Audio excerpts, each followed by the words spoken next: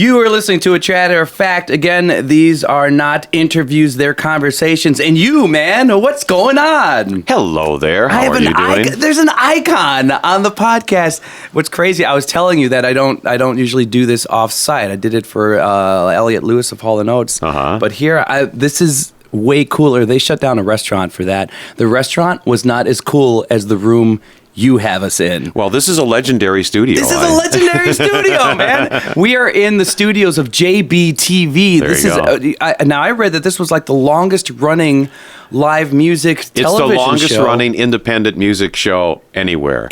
Because I think the one show that's probably closer to us would be the Austin City Limits. Okay. But they haven't been consistent with format. They started out with country and they did all kinds of different things.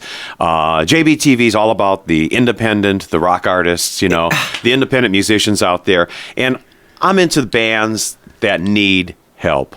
I want to help musicians. That's your thing. That's my thing. Folks, we're talking to Jerry Bryant, and how many shows have you put on the air now? How many do you even know? Do you know the number? I do. In fact, hang on here. Oh, you have it right here? See, we're in his command center right now. It's like I've stepped onto a musical Millennium Falcon. 9,643 is this week's 9,643 hours of television. Bear in mind. That's a record somewhere.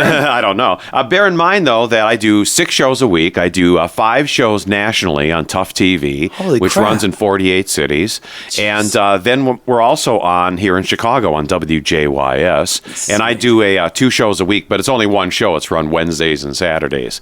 So that's a total of 6 shows a week times 30 years, and I haven't done a rerun in all those years. Not a rerun? No. I'll repurpose sometimes. Like the other day I had Fall Out Boy. I thought I'd play because they were in town just recently. Cool. I thought I'd play their first interview along with the performance they did here. By the way, that's your thing too. It's so weird because you're iconic. I don't know if you even know you're iconic because I'm an excessive compulsive workaholic. I'm the only host on television that hosts the show. I own the company. I started the company. I edit all the shows. You edit the show. You're walking around behind a camera. I run a camera. Yeah, I do everything. I'm a control freak, and I'm an only child, so I'm used to doing things by myself. And I figured, can't believe it. It's sort of like your podcast here. Yeah. You have to put this all together. You don't have a crew doing it. Right. It's a labor of love, and there's a passion. And the problem with everybody nowadays, they've lost the passion. Where'd it go? Seriously. Corporate America has ruined it. Yeah. Because it's all sort of passing the buck. Oh, he did it. There's never anybody that takes charge and takes risk and change. They always talk about that in all these support groups and things. And there's something important. You got to take risks and you got to be able to change. And I've been between everything. When I was born in the 50s, it was a whole different world than it is now. And then the 60s came along, and wow, it was going to be great, I feel like I'm at a fireplace getting the best stories ever. I mean, I'm just tapping into some of them. Good stories, I got a good feeling. You got to realize, when I started out, I was a radio geek. I was a technology guy. Okay. I was the guy doing the production. I worked with one of the famous voice talents in the entire world called Joe Kelly. Okay. And we imaged about 300 radio stations throughout the country. And where was Joe Kelly based out of? He was in, at the time, Milwaukee, and he used to work at 610 KFRC in San Francisco. And so we would do the imaging. So he'd go like, KLOS rocks Las Vegas. Not Las Vegas. That's the wrong station. But KLOS or rocks Los Angeles. We did all these legendary radio stations. WNEW New York, Z100 New York. Here in town, we did the Loop in the original days. Their sales presentation for Jimmy DeCastro. This is crazy. So guys. I have to rein this in then. So it's funny because I don't usually do much research. We were talking about that beforehand. And I don't either. Your interview style is the same way. Yeah. I don't think you should do any research on things. And I learned this from a guy named Phil Donahue. Oh, God. When did you meet Phil Donahue? It was in Milwaukee at the first Summerfest. Okay. And there was this big hill, and it rained, and I had a radio station in Milwaukee called 93 QFM, Sunshine Radio. Nice. And it was an awesome station because we played progressive rock, alternative, whatever you want to call it, Yeah. Back at that time, it'd be like Pink Pink Floyd, The Doors, and those kind of bands, you know.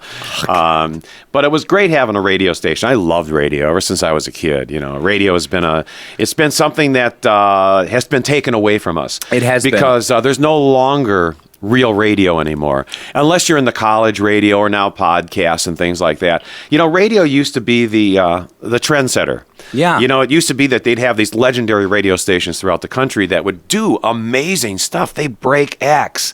There'd be a disc jockey at 3 a.m. that could play a local band, that would get a local following and then break out. None of that exists anymore. And also for talent, you know. It's not like Ryan Seacrest is the only disc jockey in America. There are tons of great talents, and they would be on late at night. They'd be the new talents, you know. And so Joe Kelly and I, we'd drive around late at night around different places in the country, you know, in our limo. And we'd be listening for radio stations. And back then, like in Chicago, let's say there's like 10, 15, 20 radio stations. They were all owned by individual people. They were all individual companies. So when you walk down the street and you saw somebody from the competition, oh, they're with whatever radio station. We're not talking to them because it's a competitive thing, you know. And it was sort of everybody was doing their thing, but they all cared about one common goal, making a great radio station. And like in Chicago, all the historic things that we talk about now were sort of just done just for the heck of it because they were doing something they cared about. Yeah. How crazy, because now that you say that, you know, I realize the fact that it's been kind of whitewashed where like one giant company can own they multiple control everything. stations. And not only that, there's no local voice anymore. Yeah. You know, I was up in Milwaukee last year. A friend of mine's doing a documentary on JBTV. Nice. And it was sort of emotional for me to see my old house because I had a radio station out of there illegally. And to go back and see it and wow, this is where it all started and everything. You know, like you go back, you know, because I haven't been there in 30 years. Okay. When I go, I move on. I didn't never go back, you know. I saw a clip of that. Somebody was promoting that was Christian White, my friend in Los Angeles. Because I saw you pull in and say, like, I think the same antenna. It is the same antenna, and it freaked me out because my father and I, my late great dad, put that, you know, we put it up there, and it's like still there. The one thing that's still there. So, man, back to this corporate thing. It is really weird because... Well, first thing, there's nothing wrong with corporations. Of course. I think they do a lot of good. The problem that they have is they take over businesses really fast, and then they consolidate everything. They tell everybody, you're going to be here, nothing's going to change, and next week it's like they're firing everybody, they're cost cutting. Yeah, man. They're doing what businesses do. They're trying to make a profit, where profit is more important than the people making the product. Yeah, it's like God bless them, but they're turning things into this cookie cutter, and albeit even if it's a successful cookie cutter, it's taking away the heart and the creativity. You know, even in TV, I was recently watching something, maybe a documentary on Seinfeld, which, let's face it, I don't know, that wasn't that long ago that Seinfeld hit our scene, right? And even from back then, whether it was 15, 20 years ago, probably not 20 years ago, but even back then, there was a chance taken because I heard the ratings were terrible for like all the good shows, all the classic shows, and they pushed them out. Yeah, maybe Cheers too. They pushed them out. Remember Star Trek's ratings? They were going to be canceled. Somebody believed in it, and somebody just kept pushing it out there, right. and then they took a chance. Where even today, what I hear anyway is that, oh, we don't take chances anymore. If it doesn't stick, we can't. They say that some shows now get canceled after 2 airings. Yeah. So, I mean, the model is just insane. Well, because it's all about profit, and you can't take chances with profit. You got to make sure that you're getting an audience, and you're doing this, and you're doing that.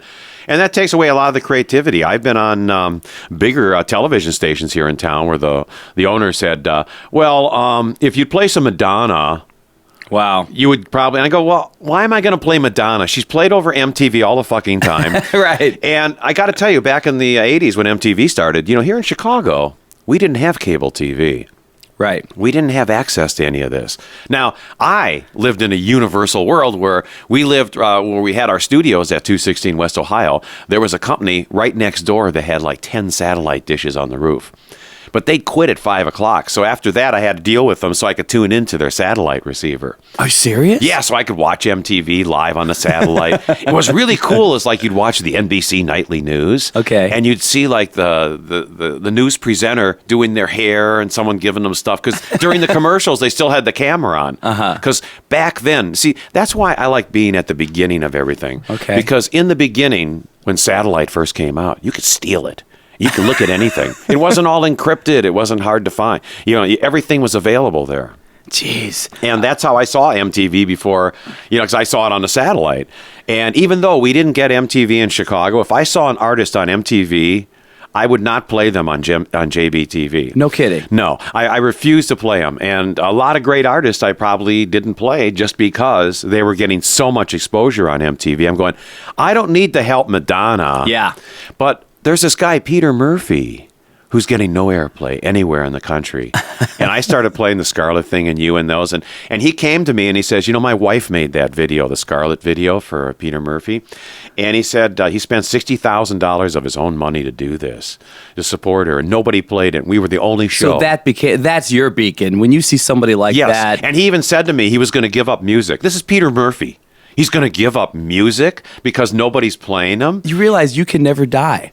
You realize that you're our last hope. No, there's going to be plenty of people out there. Oh, absolutely. Man, I hope so because you're a rarity right now. You're a gem. Well, I think it's time for people to be rarities and start doing decent things with their lives instead of being, moved around with all the crap that they're doing to us. Yeah. I mean, I really hate the fact that when I grew up in the 50s and 60s and the 70s and into the 80s and a good part of the 90s, your telephone bill was the same. Everything was predictable. Now, you get a cable bill or a phone bill, it never fails. It's 10 cents, 20 cents, $1. It's never the same price. It's never the same, yeah. They are nickel and diming us every single place they can. And I hate that. I want to march with you, and I don't know where we would go, but I don't know. I'm not a violent person. No, you're not. I know, but I say, feel like smoke a joint and let's have fun. But I don't know. I feel like we should chain ourselves to a satellite dish or something. I'm not sure yet. But I don't know that, I hate to say it. I think it may be back to ham radio and to ham TV now, which is ham radio. I don't know if I get the term. Well, way back in the early days, there was the shortwave ham radio out there. Oh, okay, yeah. And it was a whole it was like CB radio. Like not CB. That's a bad example, but because ham radio you could get all over the world pretty much. You can hear us, all around, and it was free, and you'd have to search it out and get a weird antenna and stuff. I never really got into that because I was into terrestrial broadcasting and thought that would never change. Sure. But now the FCC is buying back all the frequencies. So they're having this big Spectrum auction where they're giving, here in town, I saw that for CBS, it's like $650 million. So folks, some of you non-techies that are listening, this has even affected some of my performances. When I'm doing my gigs and stuff, our sound guy recently has been talking about how sometimes he has to search a little harder for wireless. Well, because everybody's using all the frequencies. Yeah, it's crazy. And it's saturated. So the government goes, we got to get rid of these terrestrial TV and radio stations because they're just taking up too much room. Holy but the thing cow. is, that's free media. Yeah. That's for the family that can barely get by. They can still watch TV, now in HD, for free. Yeah. Yeah, it's got commercials and this and that, but it's free. It's free. Yeah. And the point is, now more than ever, here in Chicago, we used to have, 6 or 7 TV stations? Yeah. Now we got 30 or 40. Yeah. And nobody realizes it because the TV industry's done a damn piss poor job on promoting it, just like digital radio did. They didn't know how to promote it. They didn't know how to do anything. And that was a different, it could have been, it's okay, but it could have been a much more exciting animal. It got passed over because of all the different things and consolidation and everything else, Oh, man. You fast. I almost have to have 3 shows with you. Seriously. To dive I think into your viewers brain. are probably sound asleep right now. No, not a chance, man. Can you guys believe this guy? So listeners, not viewers. I'm sorry. Either I'm so way, into you know television. what? No, man, you're a theater of the mind there. And everyone knows what you look like because when I saw you, it was an event held throw here. off to Jerry Garcia. When I saw you, I couldn't believe I was seeing you because it was an event that a mutual friend of ours had here, and I came in and I thought, oh, wow, I'm because I've performed shows for her, and I thought, man, this is it. This is JBTV. I can't believe it. I'm the real deal. And when I saw you, I thought, no, he's not, because when I saw you, and that wasn't even that was a private party, but still you were like fiddling with a camera. And then when I met you, the first thing you said, and this is, I mean, guys, again, I barely do any research, but it's hard not to see some of the cool things. You know, you're the first person to put Dave Matthews on TV. You're the first person, but no doubt I saw the first TV appearance. It was funny during the Gwen Stefani interview with them, because the rest of the band members, I talked to everybody in the band. Okay. I'm an equal kind of person. Nice. And it was really funny was the drummer at the time said, no one ever cares about us. It's all about Gwen. Really? And he even made a comment about, well, I'm just going to play naked. And they still wouldn't talk about anybody else in the band. And I guess he actually did that, and nobody really cared. Wow. Yeah. So, but you took it to all of them. Well, yeah, it's important. They're all, a band is a family. And they're working family together. So everybody has a role. Everybody has a part to play. Yeah. And if one person is missing, the whole thing changes, And you look at all the great bands throughout the world that have broken up or tried to reband or whatever. There's nothing as special as the first band. Even if they don't get along, there's something there, The chemistry that got them just where they were or where they were headed in the beginning. It's like Billy Corgan said one time in an interview, without Jimmy Chamberlain, it's not the same thing. What was Gwen Stefani like early on? Or let me ask, she was great, because she? She was talking about, I forgot which video we were talking about, but her sister was pregnant in the video. Oh, no kidding. Yeah. And so that was sort of cool that her sister's in the video. No one even probably knows that, but she's pregnant at the time, so it's a piece of history that's sort of special to the band and to that family. And there you are. My God. Well, so let me ask you this. I mean, they weren't worldwide, no doubt, at the time. So what level of fame do you think they were? I don't know. When you met them? You don't even care. Yeah. Oh my God, I love you, man. Okay, so this is interesting though. How did they? Are you aware of how they blipped on your radar? Or vice versa? JBTV started out as a video show only. Okay. I didn't do live performances. That happened only around the time. I actually did a lot of live performances at the Metro and things, but they were free concerts. So were you still the host? You would I was the host since day one. You would introduce videos. I wanted Joe Kelly to be the host of this show. Nice. And he's like this, voiceover guy. And he goes, well, I'm going to have to prepare for this and do this. And I go, well, let's tape it. Let's do a show. No, I need another. And I just went ahead and did it. And there's something about planning and doing this. Some people get over planned. It's true. It's sort of, well, just get a microphone like you got here, just set it up and let's doing it. Let's go. Yeah. So, and I don't do it for anybody. I do the show for me. I don't care if I have more than one viewer watching, which is fine. You're a gem, sir. You are a gem. Well,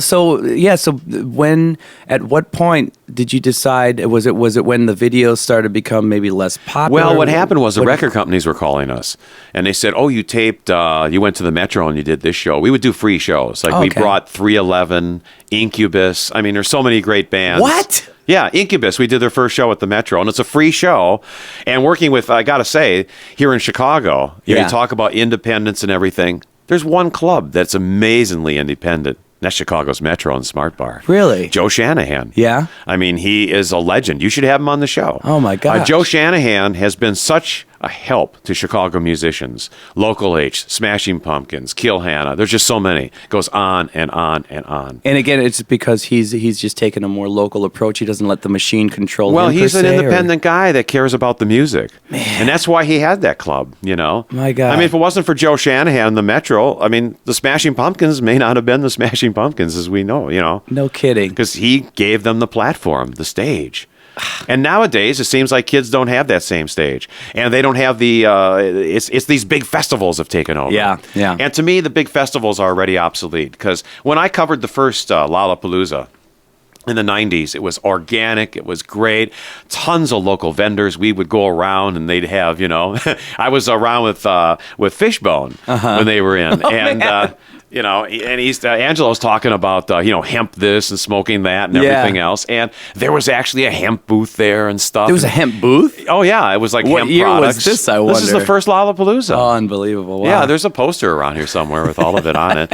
And then there's another one where we had Ministry, Al Jorgensen. And there was a big incident where it shows you how...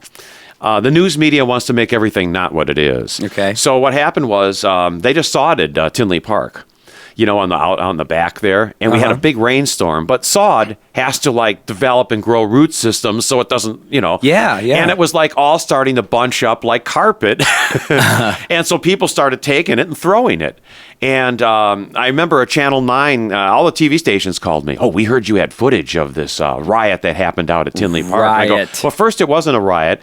Well, Al Jorgensen, the drug-crazed guy, incited it. And I go, he didn't incite it. He said, if this keeps going on, this shit keeps going on, I'm going off stage. You stop throwing sod. It was like not good, Yeah. And they wanted to make it into a negative news story, how rock and roll or something is, hurting the community or whatever. And I didn't give that to them. And I had the footage, but it was a non-news story. You are such a wealth of information and ideas. Like to me, your ideas, it sounds like you have the same idea of the way things should be done. And you've had it for 30, 50, however many years you've been on the planet. And I think that's the only way to do things. The funny thing is, in this day and age, it's fresh again because not enough people are following suit. Well, everything old is new again. Yeah. Oh, no, there you go. There you go. Well, so first off, like, what kind of music do you like? I like all music. There's no music I don't like. Okay. To me, a musician, no matter what they're doing, is so talented. I appreciate what they're doing, and I will support them. Yeah. I mean, we've had all kinds of musicians here on the stage. I mean, really? From country, we even had Toby Keith on our. Was he really? Yeah, he gave me a guitar. There's his guitar over there. This is unbelievable. Yeah, I see guitars like hanging up on the wall. I can't even. There's a white guitar over there. Yeah, the Dandy Warhols and Bush is back there, and then Jeff Buckley signed a few of them here. Jeff Buckley did really? Oh. Yeah, Jeff Buckley was an artist that nobody cared about when he was alive. It was pretty much, he's not doing rock and roll. He doesn't fit into a format, Wow. See, because radio got into this niche thing. They found out that, instead of having a top 40 station that played, R&B and this and everything else all mixed into one, which is what musical things have. People's musical talent isn't just one genre. Yes, yeah. I mean, there are times that you'll be listening to whatever, and it's a wide variety, and say, well, how can you listen to this if you're going to... I mean, it doesn't exist that way. Everybody nowadays, music is such a wide open thing. I love the fact that it's less pigeonholed now. It has to be, but radio is still pigeonholing it and still it's niching weird. it, They don't seem to get that the audience is well more expanded than they are. Oh, yeah. Yeah, I think the internet's done that a lot. I used to talk about this time that But there's no place on the internet that's that's trusted. There's no trust in anything. No trust, right. It's sort of like there's a bunch of people out there putting music out, but where's the channel that shows it? Oh, MTV. Shouldn't that be the channel? Yeah. Those guys don't even know anything about music. Reality show after reality show. There's nothing wrong with reality shows. But MTV wasn't built on that. It's just, they almost shouldn't call it MTV because it's a lie. It's fake. It's like CNN calling themselves news. They don't fucking do news. I'm trying to tune in for news. All I hear about is Donald Trump and all these little things going on. And nothing. Which himself is another reality show. It totally is, but it just shows you where our society is now. Yeah, it's scary. There's nothing wrong with Donald Trump. Yeah. It's the fact that nobody cares anymore. We're a reality society. It's all about how, It's really weird, man. And it'll change. It'll change. There's no rules for what we're doing. Well, that's what I don't get. Like I'm so happy to see that somehow there is that music is transcending, and I wish I knew how. I'm sure a lot of people in higher positions than I do wish they knew how. But you're a musician. This is true, and I don't like my CD sells, and I know that there are people outside of this area that buy it. But people don't want to buy music anymore. I don't even know where they find me, to be honest, which is interesting. I don't know where that lady from Atlanta, because I don't have a team, I don't have any marketing going on, and when I see like an 18-year-old brunette with a Beatles shirt, or I always talk about this 23-year-old blonde who asked for Al Green. It's so interesting. As well as I've heard grandparents ask for like something, Bruno Mars. It's well, I don't music know is how universal. There's no. It's become so even multi-generational though, and I'm not sure how did that 18-year-old girl find the Beatles, or how does this girl know Al Green? I'm not sure exactly where it's feeding them. I'm assuming it's more internet than anything else. Well, it's everywhere. It's on commercials. It's in soundtracks of movies. It's everywhere. Music is everywhere. It's just so insane to me that the ears are starting to mature in that way, yet the powers that be are not. Yet radio's staying pigeonholed. It's really strange. Well, I think that's to me. what Donald Trump's going through right now with his political thing, because they got the establishment people who hate the younger or hate any kind of change. Yeah. So immediately they want to get rid of it because the establishment hasn't done anything for people. Right. You know, the establishment's done shit for America. They put us in jail. They have a ton of laws. They have another tax they'll put on us. We have nothing to say about it. But if we want to ask for $15 an hour or a 20-cent pay raise, fuck you, as far as they're concerned. I would vote for you completely. You're like a musical Billy Jack. Well, that's my point. The point is, if you're going to raise all these rates and taxes and stuff, Yeah. well, then everything else, including my pay, should raise. Yeah, show us something for it. But in the world, this isn't just in America. Yeah. It's a global thing where they seem to be crushing the normal people for one or two big corporations, you know? Oh, man. I mean, genetically modified foods. I mean, look what's happened there. That's why I drink 3 2-liter bottles of Diet Coke every day, because I'm ready to die with this stuff. At least it makes you happy now. Yeah, sure. Yeah, you know. I noticed you weren't drinking the organic No, I don't drink that crap. It's too expensive. diet. It's not consistent. You know, I like Diet Coke because it's consistent. Not in the early days. So your cola wasn't grazing in No. free rain. No, it came from some Cola cow. sewer water. The cola cow wasn't grazing in a free rain field. Well, let me do this, man, because it's so weird. It's there's so much. Oh man, you have so much. Let's back it up. And you did you grow up in Milwaukee? Is that where you're originally from, or no? Oh God, I have actually I grew up in Florida. In Florida. Grew up meaning a couple of years I spent there. Well, with let my me ask you parents. this: at what age? What was the first time you thought something like either it's media or it's music? When I was a baby. Well, how so? Explain. In the early 50s, my parents got the first to have a black and white TV. Okay. And I'd be up at 6 a.m. with the test bars on, waiting for the station to turn on the air. Wow. And that's just anything, whether it be And literally, they put a TV in front of me, and I was the best kid ever. And I would watch, and back in the old days of television, they used to have hosts on TV. You don't even remember that. They used to have an afternoon host, and they used to have it's like now they got the morning show or this and that, but that would carry through. And there was no time periods. It's like, okay, Andy Griffith's coming up now or whatever. Oh, you mean an actual There was like a programming? host, in Milwaukee at WTMJ, which is the Journal Company, which is a great station. They'd have an afternoon host there that would sit there with you, and in between the breaks and things. At one time I met this guy named Ernie Anderson. I know that. He is a famous voiceover talent. Okay. And he was the one actually that turned me on to the Sennheiser microphones that I use on the air. Really? It's 30-some years old, this microphone is. And he was at ABC, and he was in the control room tonight on ABC, And the thing was, he was live, and he was the voice of the station. Every network had him. And Wow. they were the voice of the station. They were also of the network. So it was almost like a radio-esque Yeah. vibe to television? Yes, where they would tell you what's happening, and they say, oh, you got 15 seconds. And they go, oh, tonight, late night. They would say, they would talk about what's happening on their station. Wow. And what's up next and what's happening, news, any of these little things, little bumpers and things. That is gone. That was another cost-cutting measure that networks thought was good, Yeah. They got rid of personalities because personalities are a pain in the ass. Man, oh man. I mean, they cost money, they have their opinions, they cause trouble. We don't want to deal with it. So when you were a kid, not only were you watching the content, but you were somehow maybe even subliminally taken by that voice or that host. Oh because yeah, it was that's the full you now. package. It was the full package. I love the production. And that's when I realized. I remember it was at my first adventure in the television, sort of, was when I went down to WITI TV6 in Milwaukee. How old were you? Which is I was a little kid. Okay. And I walked in there, and actually. They used to have this Albert the Alley Cat that worked that worked with our famous Tom Skilling here in Chicago. No way. Yeah, and I don't think Tom ever liked the fact that he was working with an alley cat because I remember him complaining, I'm a meteorologist and I'm working with a cat. And the funny thing about the cat was the cat was the most popular. Tom Skilling. Well, he'd be there, and there'd be a cat with him doing the weather. And it would be it was a guy named Jack Dublon. And if you talk to Jack Dublon, who's an awesome voiceover talent, but if you didn't look at his little puppet while you were talking to the puppet, he was offended and got pissed at you. No kidding. So there'd be meetings where he'd be with his puppet, and the puppet would be commenting, and you had this to pay is off the air in an actual... yeah.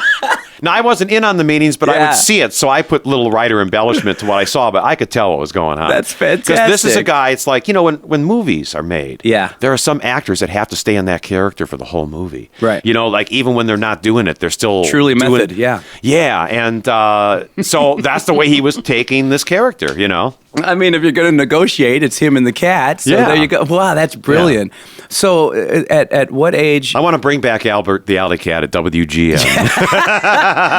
Maybe you need Larry Wirt do that. Maybe he's got the power. What's Larry Wirt up to now? He used to be, I got to say, I know he was at the Loop. I did a short stint on the Loop radio. Yeah. Well, the Loop was the legendary radio station. I'll never forget when Steve Dahl and Gary Meyer had their show, and they were on a Saturday afternoon. And that's back on radio. See, this is where I'm going back and tracking back. Radio meant something back then. So Jimmy DeCastro and Larry Wirt had enough insight to go, well, do what you need to do. We're going to sell the station and make it profitable. You guys are the creative talents, and they'd all work together as a team. Sometimes at 2 a.m, they decide something. It's on the air at 6. Wow. It was reacting to things. It's like you have to react to things. It was organic. It really has turned into a cookie cutter now. It is cookie cutter, Yeah. And nowadays with automated radio stations, I mean, we can have a terrorist event happen anywhere in the world, and the radio still, or in the city that's actually in, the radio's going, hey, how you doing? Another happy day here on... today's hottest hits. It takes a while for somebody to call. Switch the tape. Switch the tape. Yeah, and what was you're cool right. about radio was that if it was raining outside, maybe you'd play a little different kind of mix of music. Or a gloomy day versus a sunny, hot day. I mean, nobody does that anymore because the radio stations program the music months, weeks, years, and not years, but it feels like it. It pretty much. Yeah, they know what's. I mean, that's not how you program radio. So then, I mean, walk me through like your first. What was your first somewhat media job? Was it an internship? What was it? What'd you do? I walked into a radio station, 93 QFM. But before that, I had a class called Studio 68. Okay. We were with junior. I was a terrible student in school. Okay. So I was the kid that did the AV. I ran the projectors when you I was that guy. I was the nerd. Yeah. And if you guys could see what I see, I mean, it's the live Nerds television. Rule, I got to tell you, live television Millennium Falcon. That's what I'm in. I'm in the hub right now, looking at this. Yeah. So I'm into the underdogs. I want to help people that need help. Well. So you started out already into it. You were fiddling there. You were an AV guy. Oh yeah. So I had an illegal radio station before I got the job. I walked into this radio station. This little guy, Hugo Keth, is running an easy listening. It was terrible. It was only one on FM. It was like Where was this? What city? In Milwaukee. In Milwaukee. Okay. 93 QFM. And I walked in and he says, "Are you here for the job?" And I said, "Yeah." I didn't even know what job it was. And he says, "Well, can you start right now?" And I go, okay. Are you shitting me? No. And it was this little radio station, and he had a tape, and it was mainly background music. So they had these 14-inch tapes that would run. And he said, all you got to do is every 30 minutes fade down the music and go 93 WQFM Milwaukee, and then turn the mic off and put it back up. It's all you got to do every 30 minutes. And then whatever the transmitter readings are, just copy those numbers down. He didn't even ask me if I had a license or anything. How old were you? I was like 15, So I wonder at 15 what your radio voice sounded like. Was it not like it is now? Yeah, because you have this deep. But I wonder what happened to the dude. There's a whole backstory. The dude that might have been really trying to show up for the job.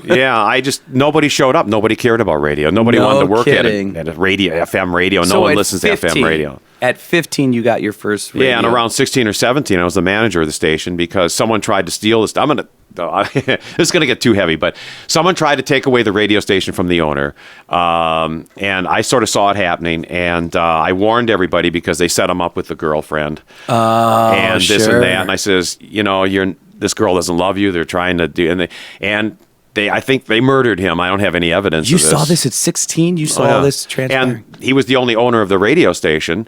And literally the station, he wanted to get the station for $3,000, this guy. And he gave me money to keep quiet. And don't say anything to anybody. Okay, no. Listeners, keep this to yourselves. No, but literally I went, and the FCC about a week before then came in and gave us all these fines.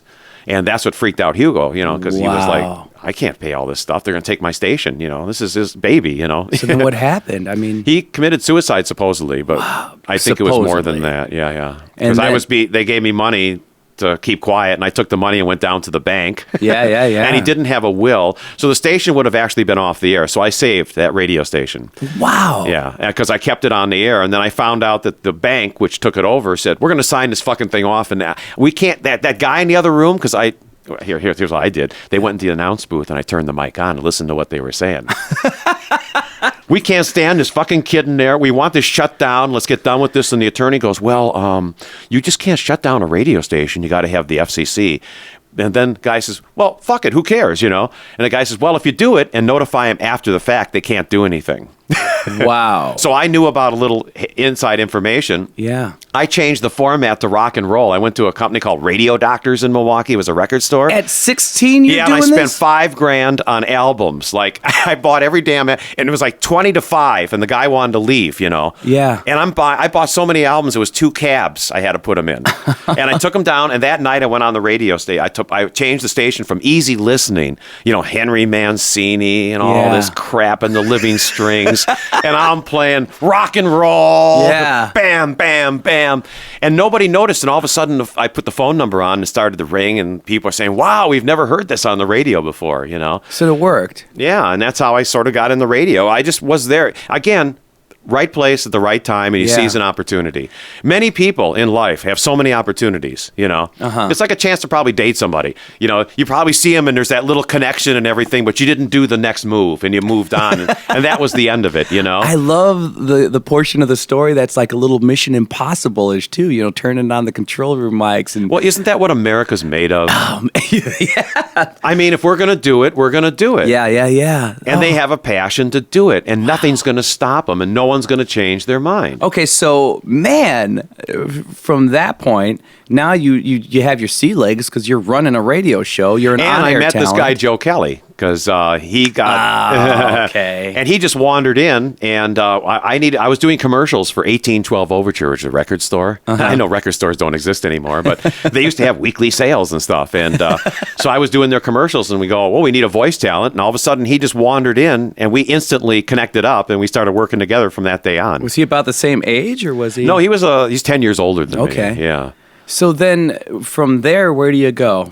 Well, then we just got radio stations. All of a sudden, we were working for 300 radio stations almost overnight. Holy cow! Right through that one station. Yeah. Man, oh man, what year do you think this was? This is 68. I met Joe probably 71, 70 in there somewhere. Holy cow! So how long did you work in radio? Oh, I was in radio all the way through the 80s. Really? Yeah. And then what brought you to Chicago? Well, I got a divorce. Okay. It's impossible, incidentally, to keep a relationship when you're a passionate person who cares about your career. It makes it tough. That makes no money. It makes it really tough. Yeah. Yeah. Because I'm doing it for the love of it, and a lot of people don't understand that. So were you already dabbling in? Once you got to Chicago, were you still working in radio then? Oh yeah, we still had commercials and stuff we were doing. We were doing tours. We did the first. Back when I had the radio station, we brought Bruce Springsteen in to the Uptown Theater. Holy cow! We brought in Pink Floyd. We did the first open air concert in Milwaukee County history. Really? Oh yeah. Oh my God! There's a Pink Floyd. There's the. You better write a book before this is over. Yeah, right. Nobody cares. This is boring stuff. This is not. We are the longest running, lowest rated show ever on broadcast TV. Oh my gosh! I have a show on WJYS. Now WJYS is a commercial television station. Sure. They run commercials. They pay for the airtime. Mm-hmm. I have an hour of time that I have no commercials. I have virtually no sponsors. Revolution Brewery and places like that, Shure microphones, Yeah. There's a few companies that'll help us in kind, but we're not getting financial support from anybody. Everything that JBTV's been doing has been 100% financed by myself. So how the hell did you I'm go? broke. Like, how did you go from? I mean, because the know-how, because now you're technically kind of learning on the fly from the very everybody beginning. is because technology is changing. Yeah. I mean, as we know, television right now, it's not going to be the same in a couple of years. It's going to be all VR TV. Right. Where everything's virtual reality and everything's this and that. Well, here's what's blowing my mind, though, because, folks, if you look at any JBTV show, this is what people don't realize, because you're very recognizable. Everyone would know, oh, that's the guy. That's what I thought when I saw you. But what people aren't aware of is that you're editing every show. You're shot. Behind...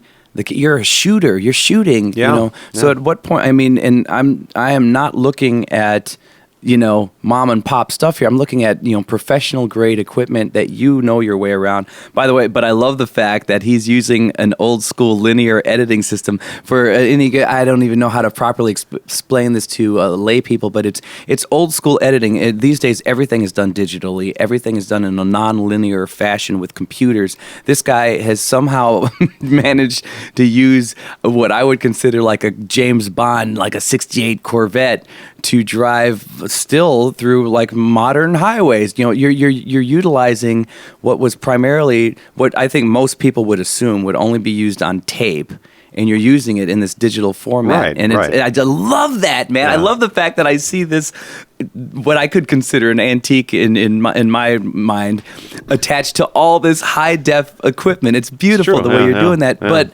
where's that bridge? Because if you're promoting and you're doing, you were such an idea guy and an innovator in that fashion, and then you're bringing talent in. You're having these live concerts.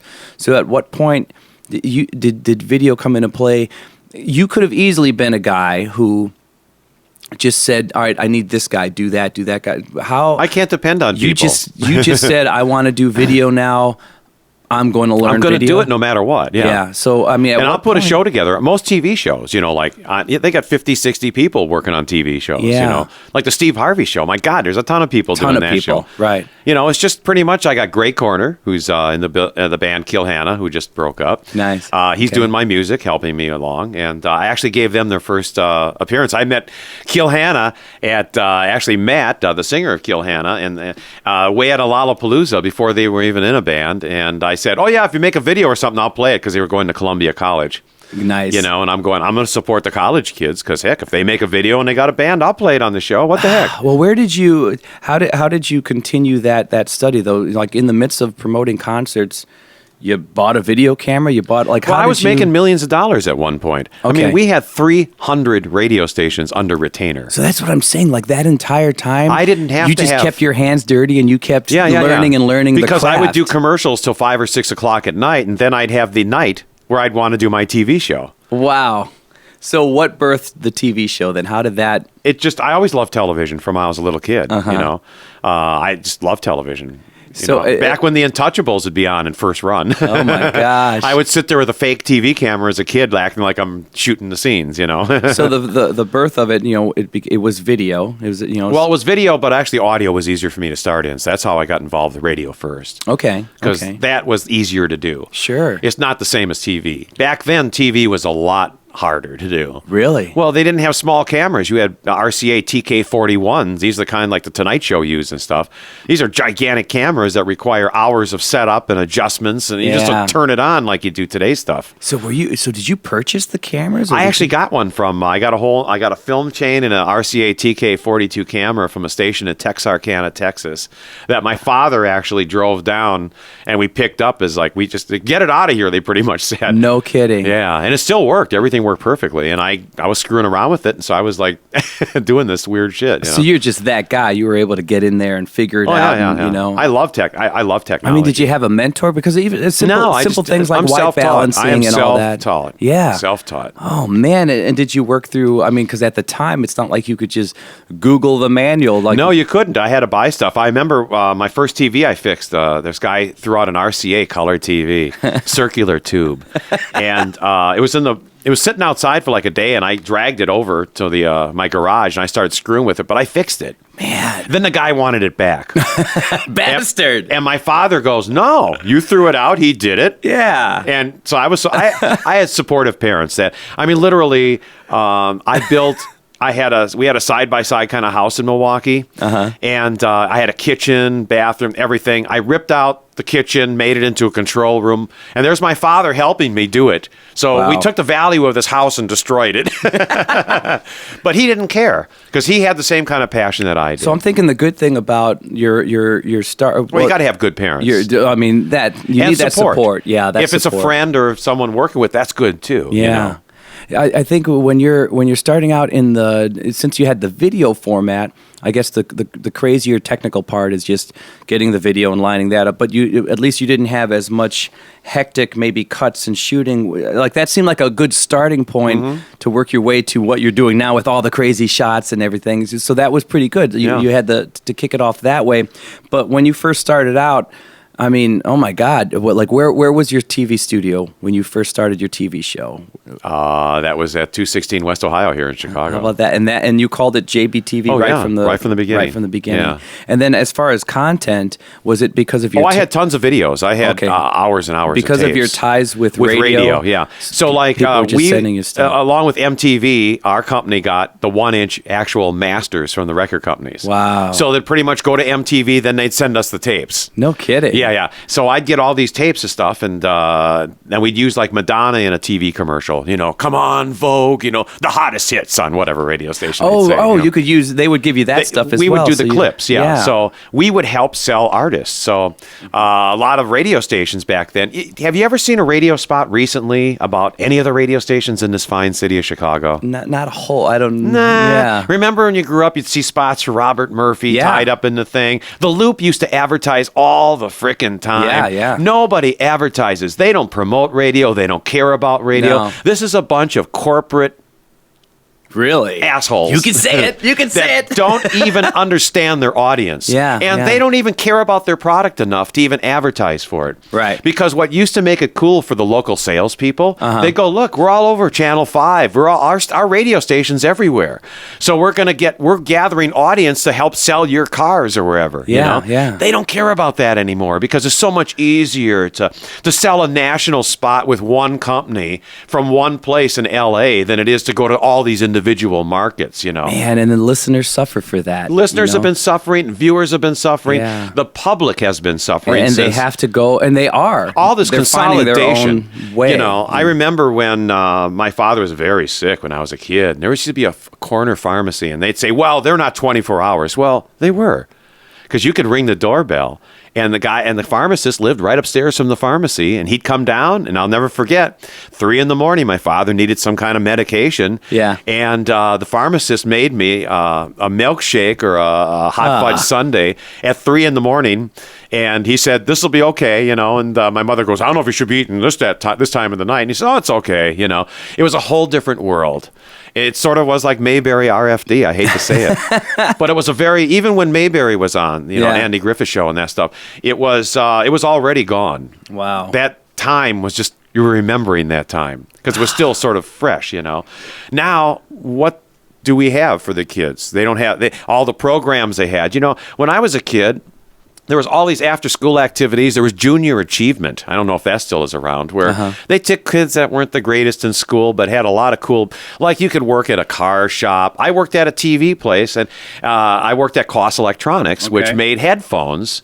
And the brother, Pete Koss, he did closed-circuit TV systems. And so that's how I'm going, wow, here I am in high school, and I get to spend half of my day with closed-circuit TVs. And he used to fix TVs in all the hospitals. Remember in the old days, he used to wheel the TV in and charge you by the day? Yes. Well, they don't do that anymore, And I was the guy that fixed the TVs, and I realized that fixing TVs, because they were all the same model, TVs only have a few problems.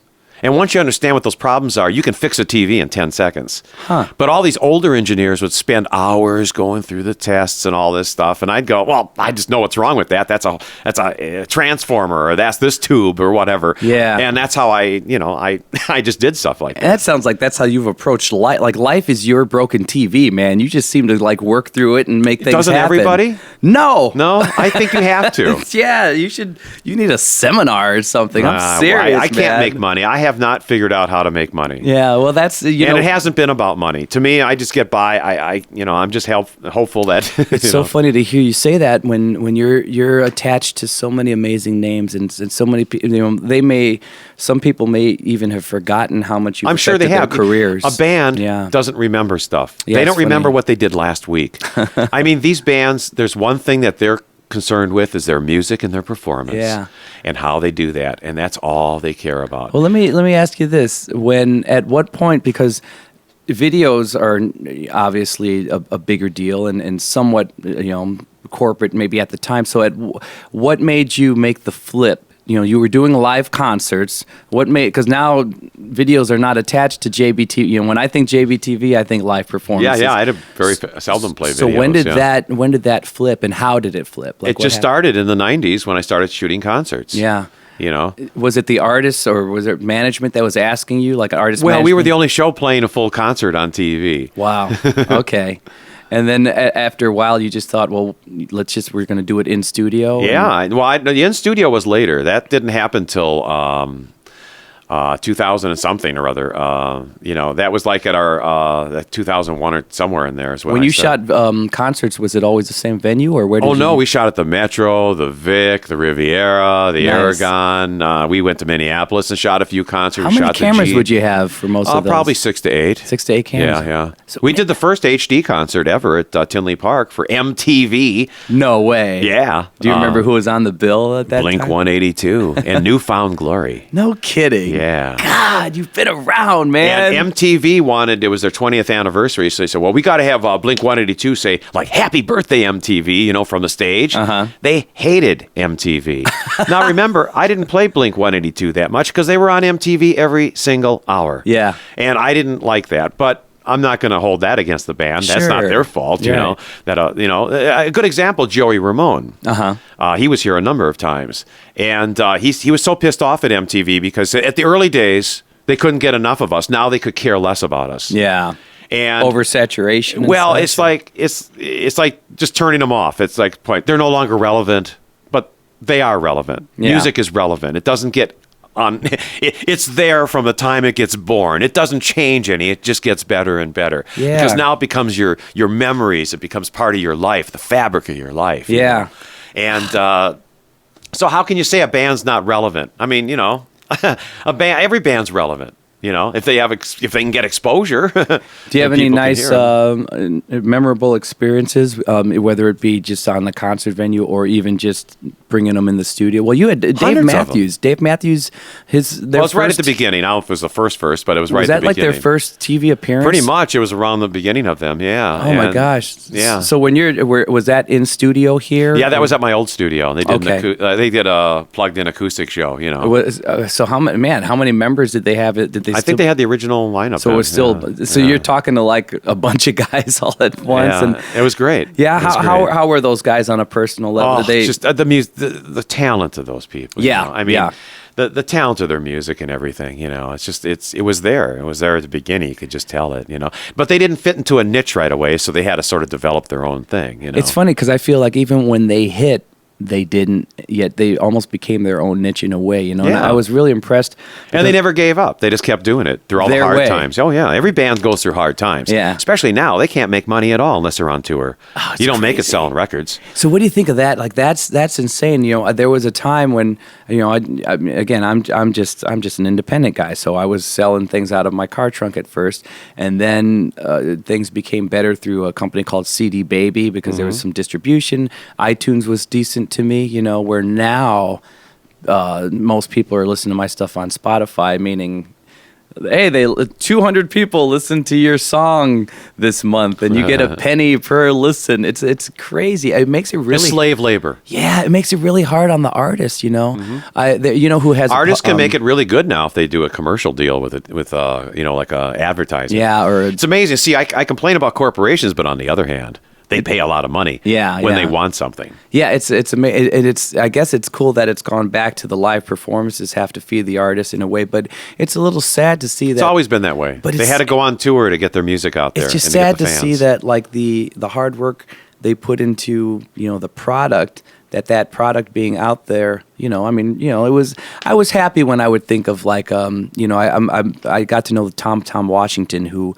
was an arranger for the Phoenix Horns. So he arranged, like, Susudio, but he also arranged I Want You Back by the Jackson 5 and all the Earth, Wind and Fire stuff, you know. And there was a second. And that was the music. That was the horns were the little hook of the song. I mean, come on, right? It wasn't the hook, but it was there, and you had as soon as you heard that, it's like, whoa. Yeah, and he the was wall of sound. Somebody was a guy named Clarence. Oh boy, Johnson was trying to put me into like a boy band or something, which I really didn't want to be in. But hey, I was game back then. Like whatever's going to get me the deal. You're going to get laid a lot. Yeah, well, there you go. So, but he hired Tom Washington, who we went into his office and we got to see like his resume, and you're just he arranged Have You Seen Her by the Shylock. It was pages and pages, but he had like a check. He was still getting like a random $200,000 check for arranging Sussudio and some of Phil Collins stuff. Well, see, they used to make actual money in the old days. Yeah, too, and I remember feeling happy, like, yeah, he deserves that check, and to see that those checks aren't necessarily being written to these guys who are doing amazing things. I mean,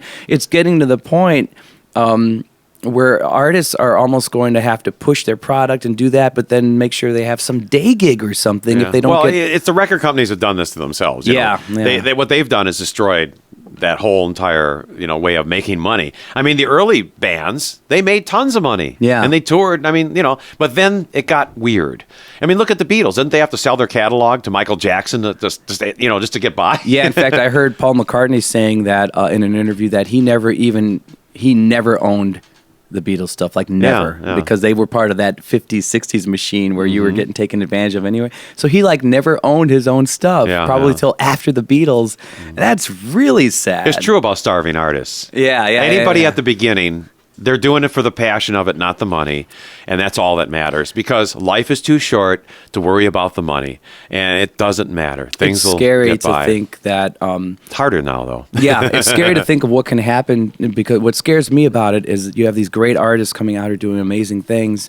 And if the majority of them aren't getting the capital to keep doing these amazing things, like we're going to see the same way we've seen the death of record stores, CD stores, we may start seeing the death of like recording studios, because it's already happened. It's already, because there used to be 20, 30 studios in a few block radius of Chicago, downtown Chicago here, and there's like 2. And more power to you if you're a guy who can, if you can produce your own CD at home and you can do it with the technical know-how, but you're more often than not, you're not going to be that same producer that that lives in the studio that can. There's really something help about the studio that is so magical. I can't explain it. Yeah. It's like going to Vegas, because you're sort of locked in this room. You don't know what time it is or anything, and it's all about the sound. It's scary because it's forcing these people to. It's forcing them to do it at home or to do it on the cheap, and it's really scary because it's. Well, Donald Trump's doing that right now. Yeah. I mean, he phones in for interviews. Heaven forbid he'd have a little Wi-Fi camera set up or something. Wow, He's really? probably sitting there in his underwear, jacking off, talking to Wolf Blitzer. Oh yeah, stuff, yeah. I mean, it's I heard it's funny. The lead singer. Did you ever have Train on? I didn't know if you. Train. Oh yeah. Really? Yeah, man, Christ. We shot them in concert at least twice. One at the Metro and I think at the Riv we did, yeah. And how were they? I mean, great. Those are talent. Those just great musicians, And great guys as well. I haven't met a bad musician anywhere. Really, this is amazing. Even ones that John Lydon. Oh, he's a Terry. And literally he walked out of WXRT and he came an hour early to JBTV. I had a guy named Armando who says, "Well, let me give you a tour of the studio because we like doing that." And he goes, "I don't want to see the fucking studio. One question, I'm out of here." Wow. Well, my cameraman wasn't even there yet. Mark was my cameraman at the time, and so I go, "I'll take the camera. I'll take the shotgun mic and I'll kneel at his feet and I'll do my own interview." And he stayed for 45, 50 minutes. Really? He talked and talked because like what we're doing now, I didn't ask him about the stuff that he always gets asked. In fact, we just started talking and all of a sudden we're like talking. It wasn't even a interview. And I got great stuff. He's dropping his pants. We're blowing up bands. I mean, all kinds of crazy shit was going on, And that's when he was in Public Image Limited, when they came through Chicago.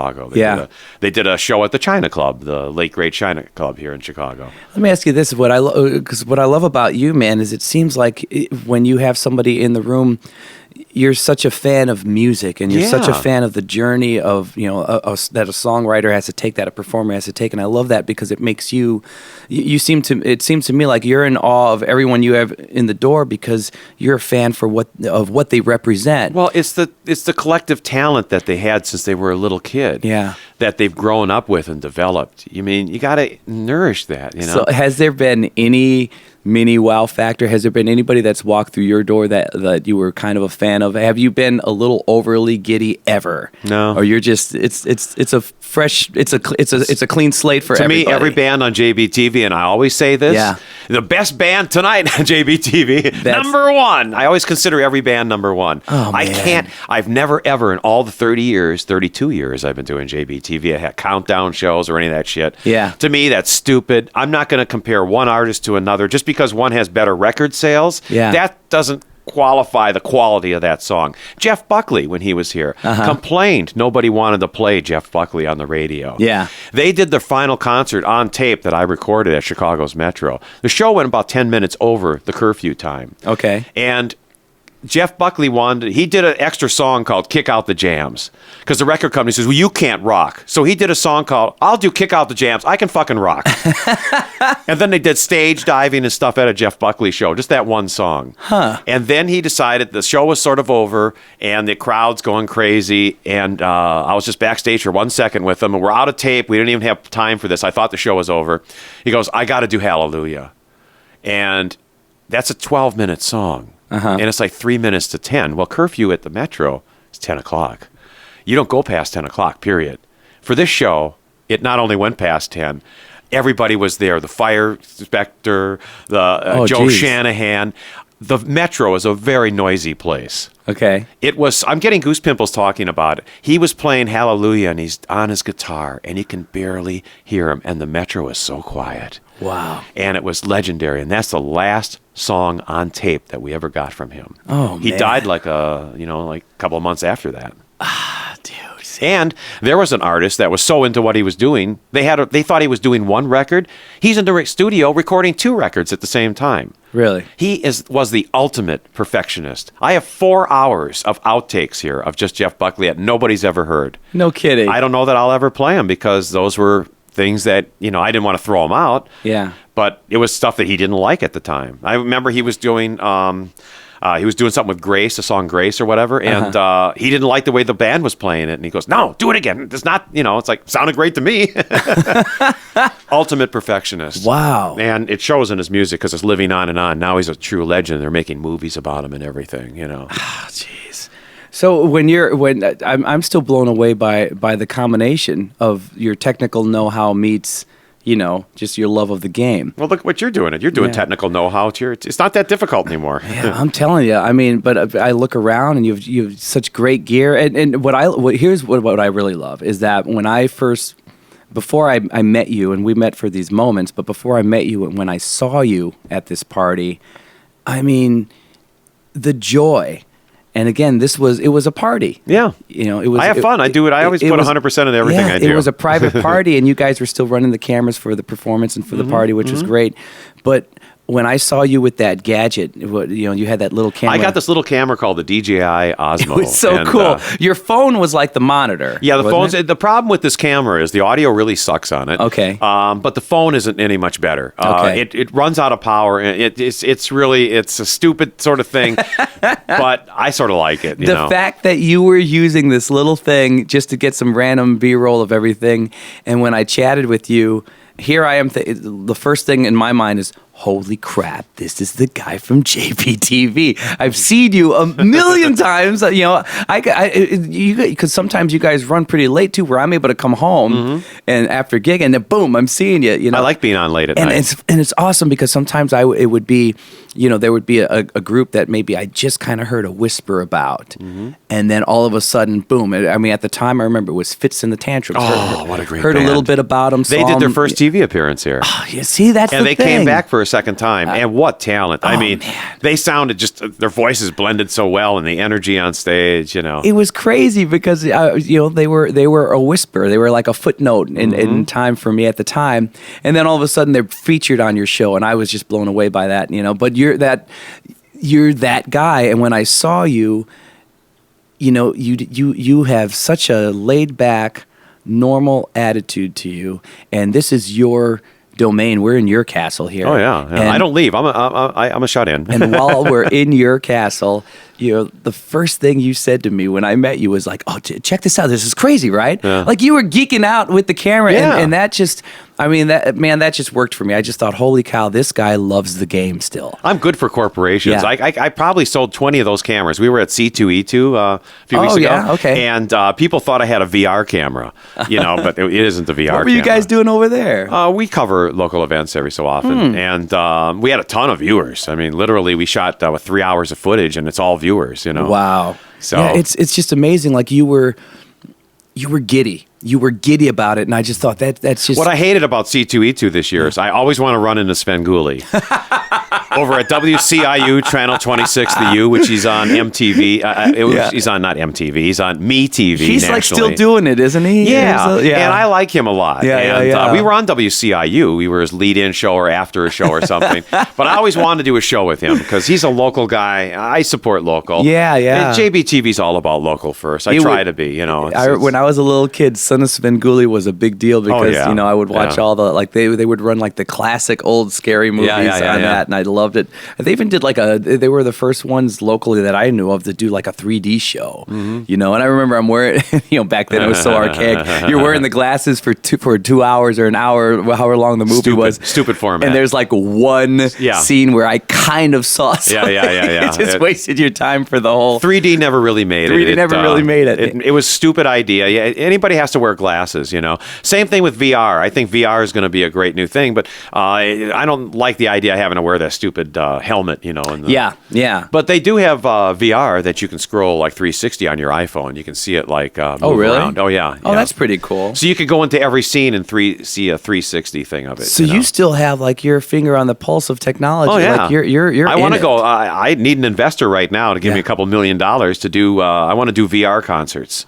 But I want to do them totally different than what normally people just have a camera here and there because it's a 360-degree thing. But I want to be in your face. I want to be all over the stage with these cameras. How would you? Wow, really?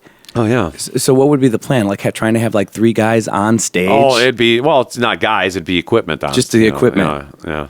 And then because VR is not like normal television. You don't need a camera. Yeah, I haven't really experienced. Well, think of it as being able to have a 360-degree view of this room, and anywhere you look in this room, you could see what you want.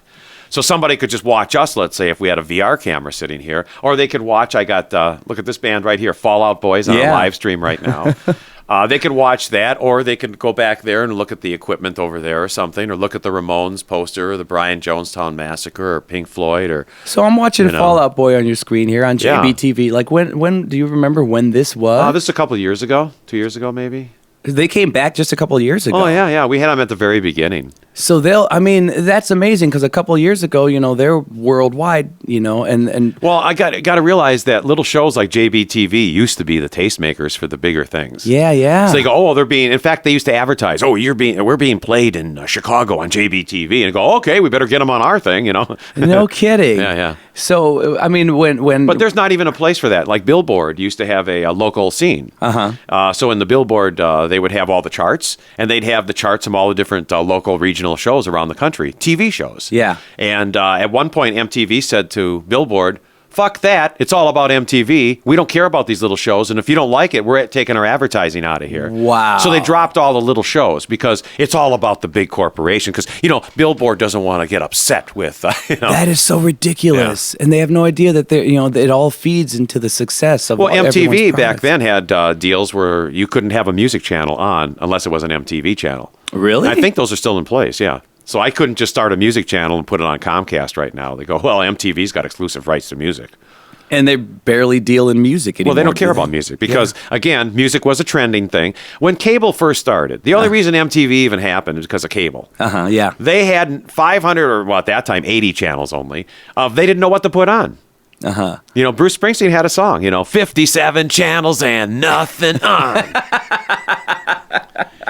Now we got 957 channels, and there's still nothing fucking on. And it's weird because I used to love. There was a time, maybe it was in the '90s or something, where there were these shows. VH1 did it, MTV. Well, they all did did Behind the Music. Yeah, they did this and that. I love music in high places format. and plug. Yeah, because it was all about music. Yeah. And remember, MTV was formed by disc jockeys and radio people. It wasn't formed by TV people.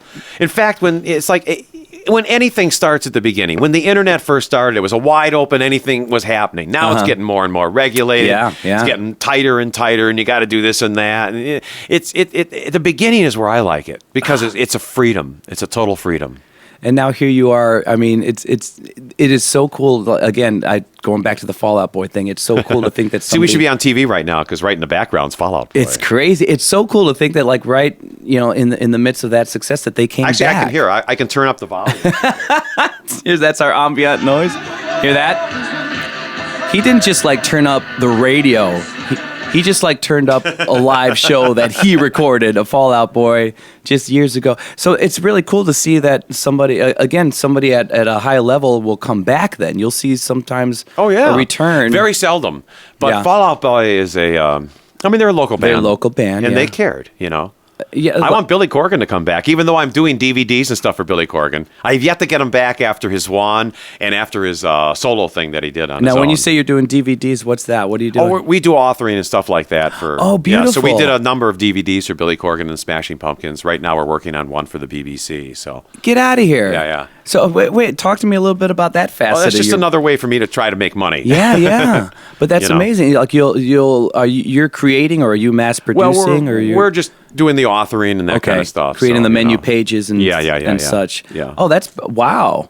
How often do you do? Are you dipping into that? We do world? about 10 or 20 of those a year, different things. So. Fantastic. What are you doing for Billy Corgan right now? Well, it's under top secret. You'll have to wait till it's released. That's so cool. Okay. See, Billy, you're going to get mad at me if you hear this. And, but no, Billy's awesome. I think he's one of the talents out there. He's a true talent. Yeah. You know? And how's he been to work with when you have him? He's great. I have no problems with any of the artists. Yeah, when they come on, I mean, do you ever get a little more time, or is it? I mean, no, you see pretty much what you see. You see. I don't do stuff off camera. I mean, I pretty much tape everything I do. Oh, that's great. You know. There's no, so I get tons of invites. You can go backstage. I don't go backstage. I don't hang out with the bands. To me, I got to have a little bit of, I want to have a little bit of that separation or something. I'm not the guy that's going to hang out. A lot of people are name droppers. I'm not that. They only want to go to show up. Like, I remember I dated this one girl and she goes, well, why aren't we going to the shows? I want to hang out backstage. I go, well, that's not me. That is great. You know, you really are about just the performance, the product. And helping them, because they got plenty of people that want to hang out with them backstage. I don't need to hang out with the band backstage. You know? Oh, man. And any of the stuff backstage is stupid anyhow. It's not. It's right.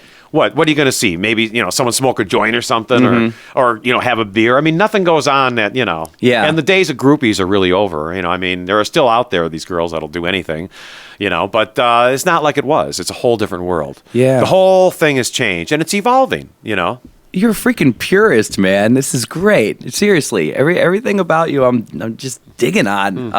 Well, so where would you like to go from here? Or right now, you're I don't know. I don't have a plan. I built because the machine's going in a good place. The studio is badass. This is a great studio. It cost me a ton of money. I could use some investors right now. Okay, come on, get on it, investors. Help this guy out. Well, I don't see. Investors want to control things. I've had many people offer me millions of dollars, but why? They want to take over and see their vision of what I'm doing. What are your thoughts on that? This is interesting. When I first kicked off this podcast, a week or two into it, I had friends and family, mostly some random friends, saying, "Well, you should have a contest, or you should do this, or you should do that." And I said, "Well, I'm making a decent living with the singing thing, right?" Mm-hmm. So I always tell them, like, I have a job, and sometimes I have to.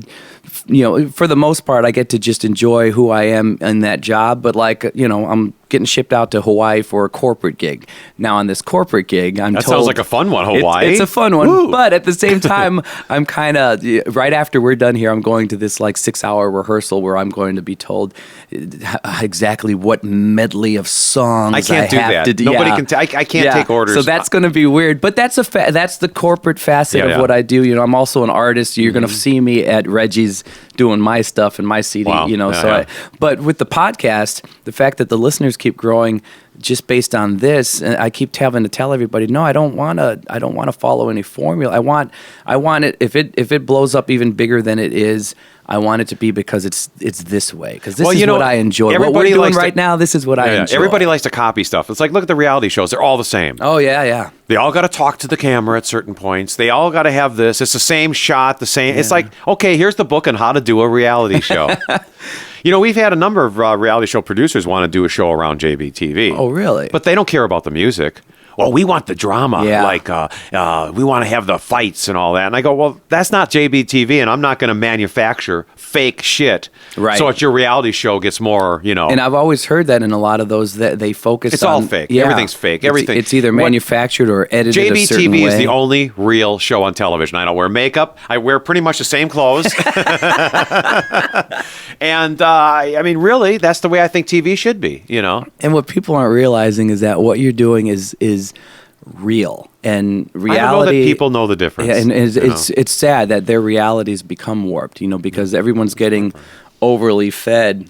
Oh, wow. Everyone's getting what is this? Smart bar. What? We did a thing, the Smart Bar. So the entire time we're talking, this is I'm in his command center, so there's a TV. We have a 24-hour TV channel. Yeah, it's just on running live stream that's running. Where can they find that? Where can people on livestream.com. We're on there as a channel. Also at JBTV. You can go to our website. Is it what's the website there. called? It's just JBTV Music, I believe. JBTV Music, okay. Or go to livestream.com and then look for JBTV. I have a 24-hour stream. I had no idea that you had a 24-hour. I don't promote anything. That's the problem with JBTV. I'm the longest running, lowest rated show ever on broadcast TV, done by one guy. And on top of it, I've done nothing to promote myself. People should know you have a 24-hour channel. That is great. I'm a fan, and I didn't know that. No, so now I don't I'm tell gonna anybody. Be checking why? I do it for myself. I don't care. I remember this. we launched it a couple of years ago on New Year's Eve because we did a Don't Drink and Drive marathon, which I've done for 28 years now. It's pretty much where we support don't drink and drive, nice. Be responsible, stay on, that kind of stuff. Yeah. And I get every band that comes in, I get actual IDs for that. Really? What can safe driving, safe and responsible. Tell me about, because this is news to me now. This is a breaking story. JBTV has a 24-hour channel. How long have you been doing that? A couple of years. So what can we? Is it? You're seeing it right now. Is it a stream of just all your shows? All performances, live performances, interviews, programs, all kinds of stuff. Yeah. Even and I saw even concert venue. It's not just the stuff that happens here in the studio. It's all over. Yeah, it's everything. And it's across the board because you're the artists we you don't have. We don't tape too many concerts. That's what MTV was supposed to be. It's so people. It's still out there for all of you guys that are brokenhearted over the lack of music on an MTV or the lack of like a pure 24-hour music channel like we always wanted and like we used to have. It's actually out there. I didn't even know this. I'm talking to this guy. Go to JBTV online. Look for it. JBTVmusic.com. Am I right? I believe so. Yeah. He doesn't even know his website. This is awesome. or live stream, but look for it. I'm sure if you even go JBTV live stream or something, you Googlers out there, just find a way, because that makes me happy because I'm a 24-hour kind of guy, cool. Well, this is what's on right now. At 4 a.m, I want to see something more like this. I want to see what you're doing, because you have real stuff on and there's no BS involved. I try not to. I love that. Oh, that is beautiful. Oh my gosh. Now that's just a crime. The world should know about the 24-hour channel. The world doesn't know much about anything anymore unless it's fed to them. It's like, if you watch like ABC, like I used to watch the thing with Whoopi, what was that thing, that morning show they have, Whoopi Goldberg, The View or whatever. View, yeah. But it's turned into a commercial for ABC, like, Dancing with the Stars and this. It's all they talk about is the crap they have to promote, Yeah. And it's like, screw that. I'm sick of it. And so I don't watch that crap anymore. It's true. Are you a movie guy at all? Do you watch movies? Oh, I do. I got 500 channels of movies here at JBTV. And I watch the beginning and then the middle, then maybe the end. I never really sit through a whole movie. It's sort of a combination of things. You strike me. You weren't like a comic book guy, nothing like that? Well, I liked it all, but I've never been an avid follower of it. I got you. So those movies, that's just what I would have wondered if. I like all those movies. I didn't know the spectrum of your geekdom because I'm a comic book guy. So you would have loved us C2E2. Yeah, I've heard. You know, that is that relatively new, or has that been around for a while? It's been around for, it used to be the Comic-Con. Because it's not Comic-Con. Right, because that was for LA, I believe. Yeah, but Comic-Con still goes on like in Rosemont. Like I heard this is like another Chicago sort of Comic-Con. Yeah, Comic and, but it's like its whole different entity, right? Yeah. In fact, I was wondering, it's really cool. People dress up for this, and I look at that. Look at the passion that goes into putting the costume together for 6-8 months. You work on this, and dream how you're going to wander around, and then to actually have to do it and put up with the pain, of being dressed up in whatever this suddenly thing you're is. a stormtrooper for 4 hours or whatever. Yeah. Is it even more interactive than just a regular con? Like, do they have other things going on besides just selling? Well, they have panels and things. They got all kinds of stuff going on. Yeah, it's an interesting thing if you're into all that. You know, it's I mean, I met families that watch JBTV where they said, "Well, I've been watching since my kid." I met other families that have kids and said, "We had sex to your show." we never really watched JBTV, but you were there. The neighbors downstairs watch it, so we can both blast it. And nobody complains about the music. Smart. Look at you! You're bringing people together in more ways than yeah. They were making babies. Oh, let JBTV. People don't even watch the show. Look at that. Watch it for your entertainment, or let it be your lube, because it sounds like that's what it was for those folks. Well, and at this point, you're at this wonderful sort of. Right now, you're doing what you want. I've always done what I wanted. But at this point, there's not, because it seems like there's been this. Well, I'm on radio now. I'm going to go to this sort of. I'll do whatever format. I do, but it's always going to be involving. Great. Right now, nothing's tugging at you. Right now. Oh, new technology is. I'm dying to go the VR. The VR thing. Oh yeah, that's the latest. That's the thing I want to. I need an investor to give me the computer power so I can put out a VR show. So how does that? My gosh, I'm still trying to wrap my brain around it. It's a new thing. Yeah. Again, I thought I'd see a lot of VR stuff. All the gamers are into it. They know all about it, because there are all these fake realities that they build for them. But now there's going to be VR in the real world. It's a whole new world out there.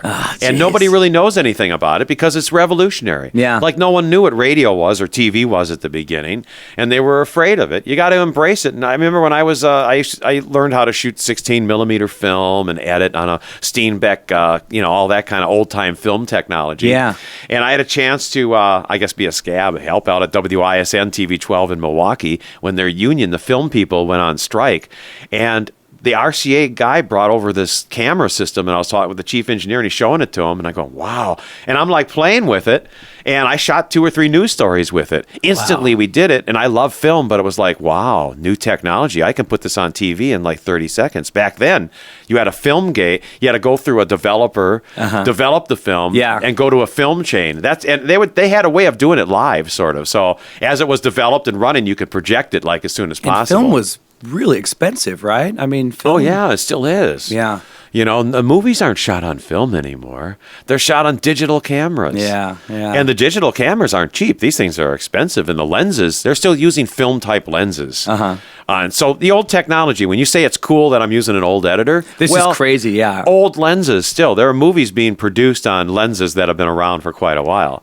Now, what happens, because what is the editor or the editing system? I have an ACOM editor, which I almost said program. See, because I'm so used to... I have a linear editing system, which allows me to edit like you would in the old days. You put a tape that you're recording to, and then you got a source tape, like a 3/4 I remember those days, yeah. And it was creative. And you couldn't just move things around. You had to edit in order. You had to be able to tell a story and not have to go back and change it 100 times. With the nonlinear, you can snip this out, snip that out, move it around.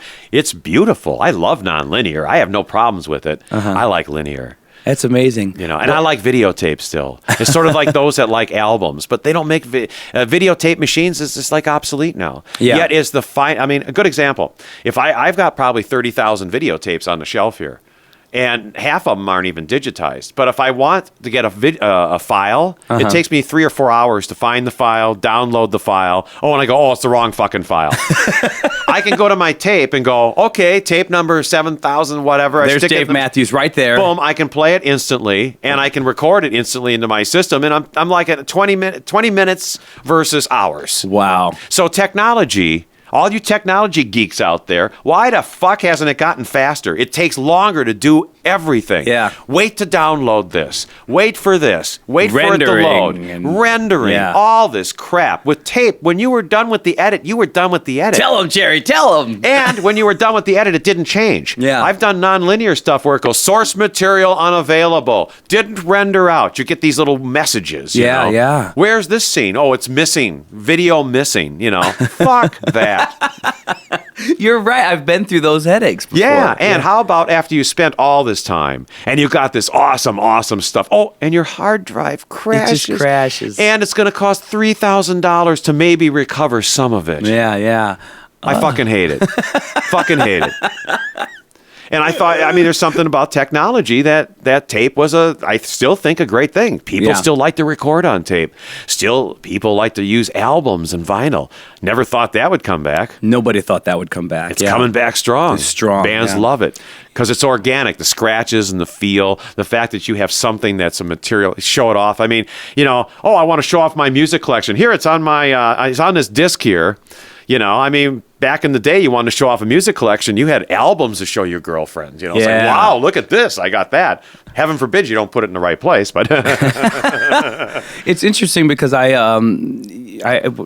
dabbled in the, I did this public access thing, and I actually was this weird. I am a total supporter of public access. Yeah, boy, and I in Chicago, we got probably one of the finest public access systems called CAN TV. Oh, really? Okay. Chicago Access Network Television. It's still up and running. Oh yeah, they have a new location, and I did a lot of shows on public access. Really? Oh yeah, I did all my metal shows. I did multiple shows in addition to my broadcast show. Jeez. I would have videos. Literally, like 9 Inch Nails has a video with Pinion in it, called Pinion, and it's got this guy's dick being smashed and parts of the body being ripped out. You can't play it on broadcast TV.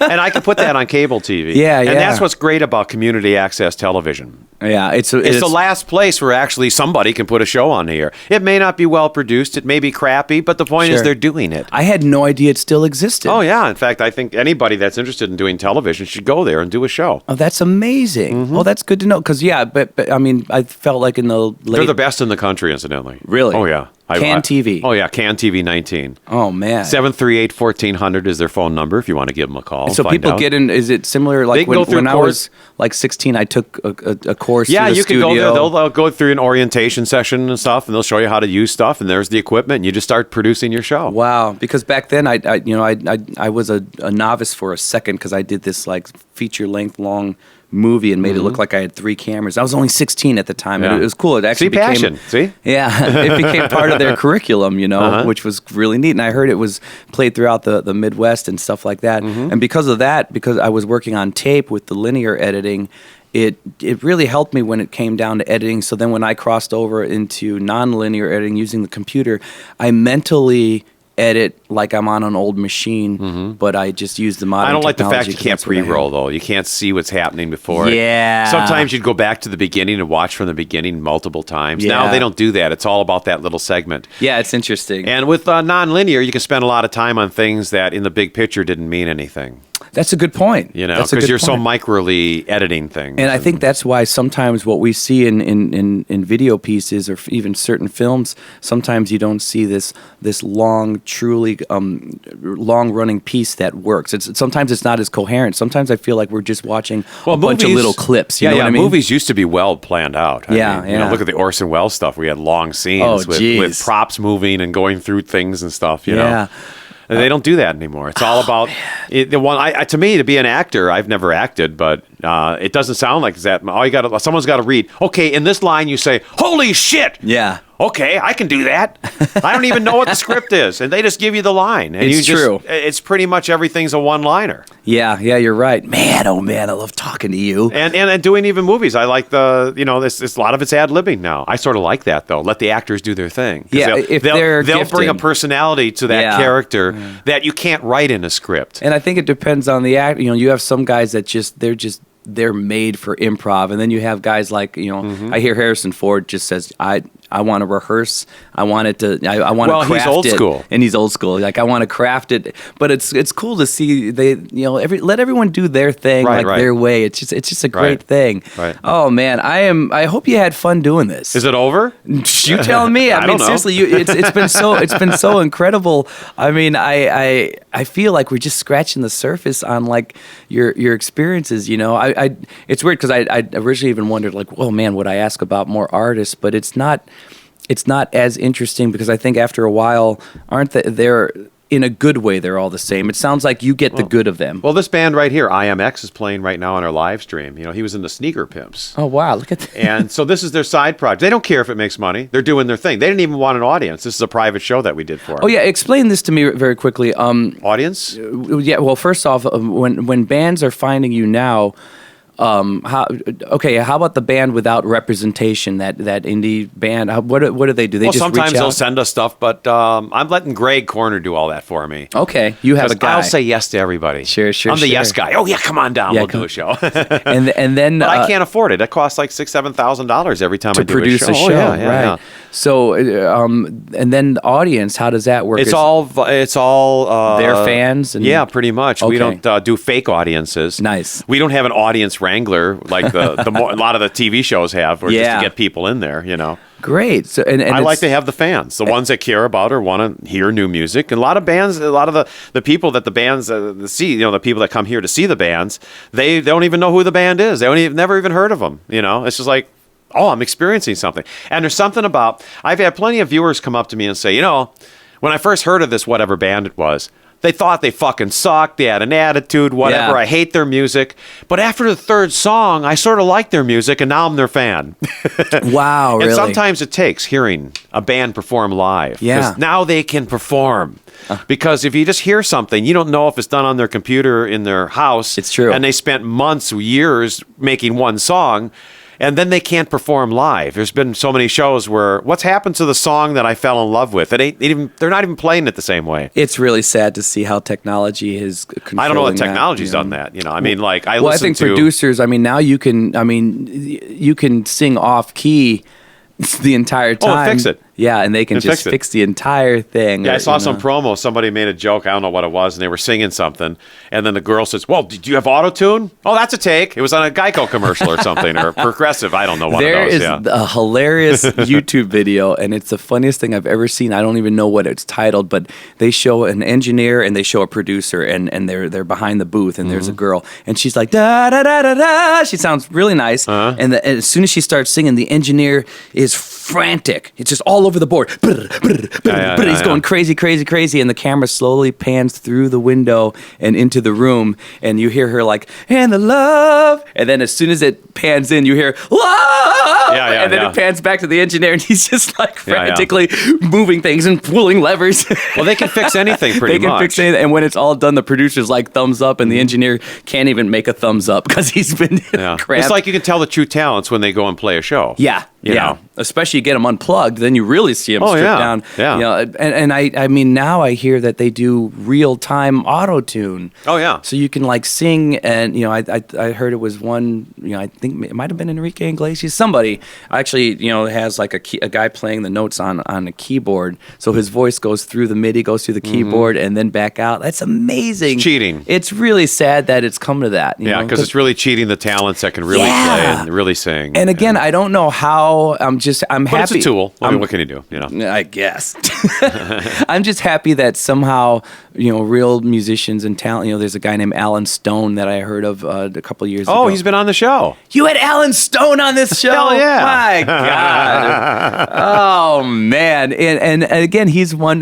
No radio play. Yeah, and he doesn't look like a rock star. Does not look like a rock star. And the thing is, but his music is great. Ezra Furman's another one I like here in Chicago. Okay, oh yeah, Ezra Furman's awesome. Yeah. You had, my Lord, Alan Stone. I'm a huge fan. It's weird, I was watching Daryl Hall's show for a bit. I don't watch it since he got a deal, and it's like on a cable channel. But I don't know if you've seen Live from Daryl's House. I'm very familiar with it. Yeah. Yeah, that was an I dug that, but I did like the fact that if he would have.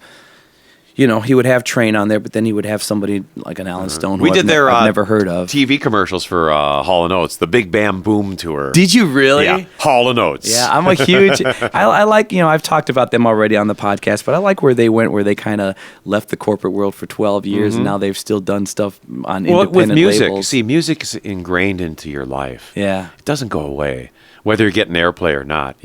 Even when James Taylor he left, remember, he went off on somewhere, and I don't think he stopped doing music, even though he was into something else. Yeah. He may have been there late at night thinking about stuff or playing music in his head.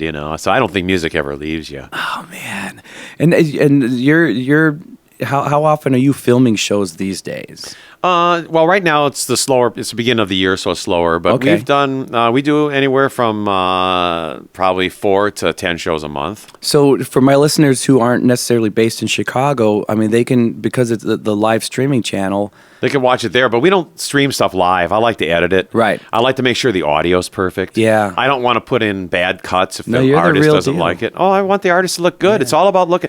Like I'll when I'm editing the show and someone's scratching their ass or picking their nose or Sure. some stupid stuff or tuning their guitars, I don't think it's. You care. I don't want to show that. Yeah, you because care. it's something that they're trying to tweak and they don't really want you to know that they're tweaking it. Yeah. So I don't need to show it.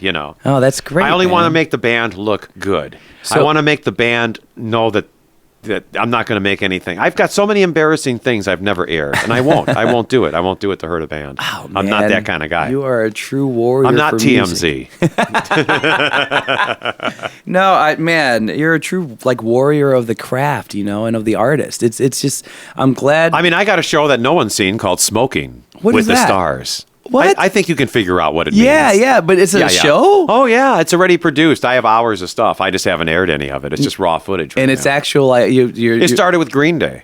Get out of here. Yeah, when they first came in here, they were upset with MTV because, as they said, MTV, they said we couldn't say anything about smoking pot, and we love smoking pot. Yeah. And I go, okay, let's smoke pot. And Serious? that was how, and it was like, because there's a band that, they were partiers. They're there Yeah. doing the music for the music and doing their thing. I'll tell you what, buddy. There's your gold mine, though. You got to get that show out there. I don't think so. I'm not. No? I don't know what to do. Yeah. I mean, until everything's legalized, I don't want to cause any problems. to Oh, anybody. fair enough, I guess. Yeah, You know? that's a good. I don't point. think it matters. What does it matter? You have to prove that it's really something, right? Yeah, And yeah. of course, it's all been fake. Yeah, there you go. I mean, people are smoking on every time I tune in HBO and Showtime, blunts and marijuana. Right. Vice just put this new channel on TV called Viceland. Uh-huh. They got a whole show called Weed Etiquette. I'm a fan of a podcast called Hollywood Babylon. It's the director Kevin Smith with a guy named Ralph Garman. And Kevin's great. Yeah. Yeah, Oh yeah. my gosh, he's one of the main reasons I podcast. He has like 5 of these shows going on, and all he ever says, and you know what, I should spread that message to anybody listening who wants to do this. It hasn't been regulated yet. Nobody's controlling the podcast world yet.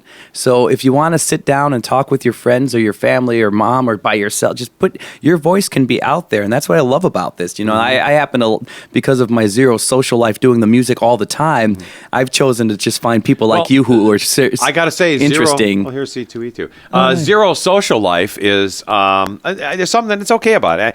I spent so much time with so much bullshit at clubs, hearing people talk. Yeah. And they're name droppers. Oh, I'm working with this, but it's all bullshit.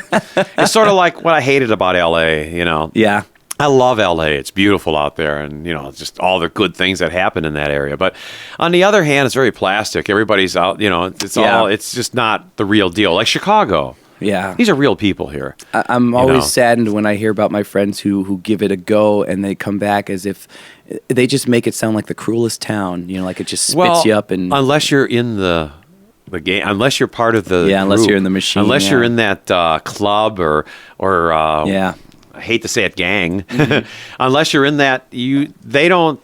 You're part of a little thing, It's like Entourage. The Entourage guys they hang out with their friends. They're not inviting anybody into that like closed that. world of theirs. Oh man, I'll tell you, in a perfect world. Oh, seriously though, back to that smoking show should. Smoking with the Stars. You hold on to that because another thing I was going to say about Kevin Smith is I think there's a segment on his show and it's in front of a live audience where they say, well, hey, what strain is Kevin on today? So, I mean, it's out there. Well, Snoop Dogg. I mean, I see my God, Bill Maher, one of my favorites on HBO. Yeah. Real Time with Bill Maher. I mean, how many episodes do you think you have in the can of that the Smoking with the Stars show? Quite a few. Oh man. Oh yeah.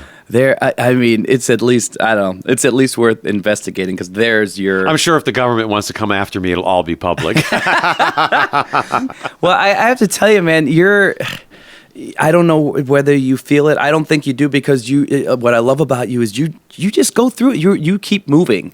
You don't even stop. Why stop? Yeah, and the thing about it is, I'm going to be 65 years old this year. Man, you're holding up, dude. Look at you. Well, you don't crack. That's all I do is I do my thing. JBTV don't crack. I'm the oldest host on music television. There you go. Well, I'll tell you. I think because of the reasons why you do this, and I don't know if you're told this enough, but you should be. I think you're a gift to music, and you're a gift to the eyes and ears of music. You're a gift to the bands, and you're a gift to the consumers. And because of that, we're all a little bit better because you're alive, man. And I'm not blowing smoke. I'm just telling you, this is, you say the things that I think people should say. I'm about the underdog. Yeah. I'm about the guy that's working hourly.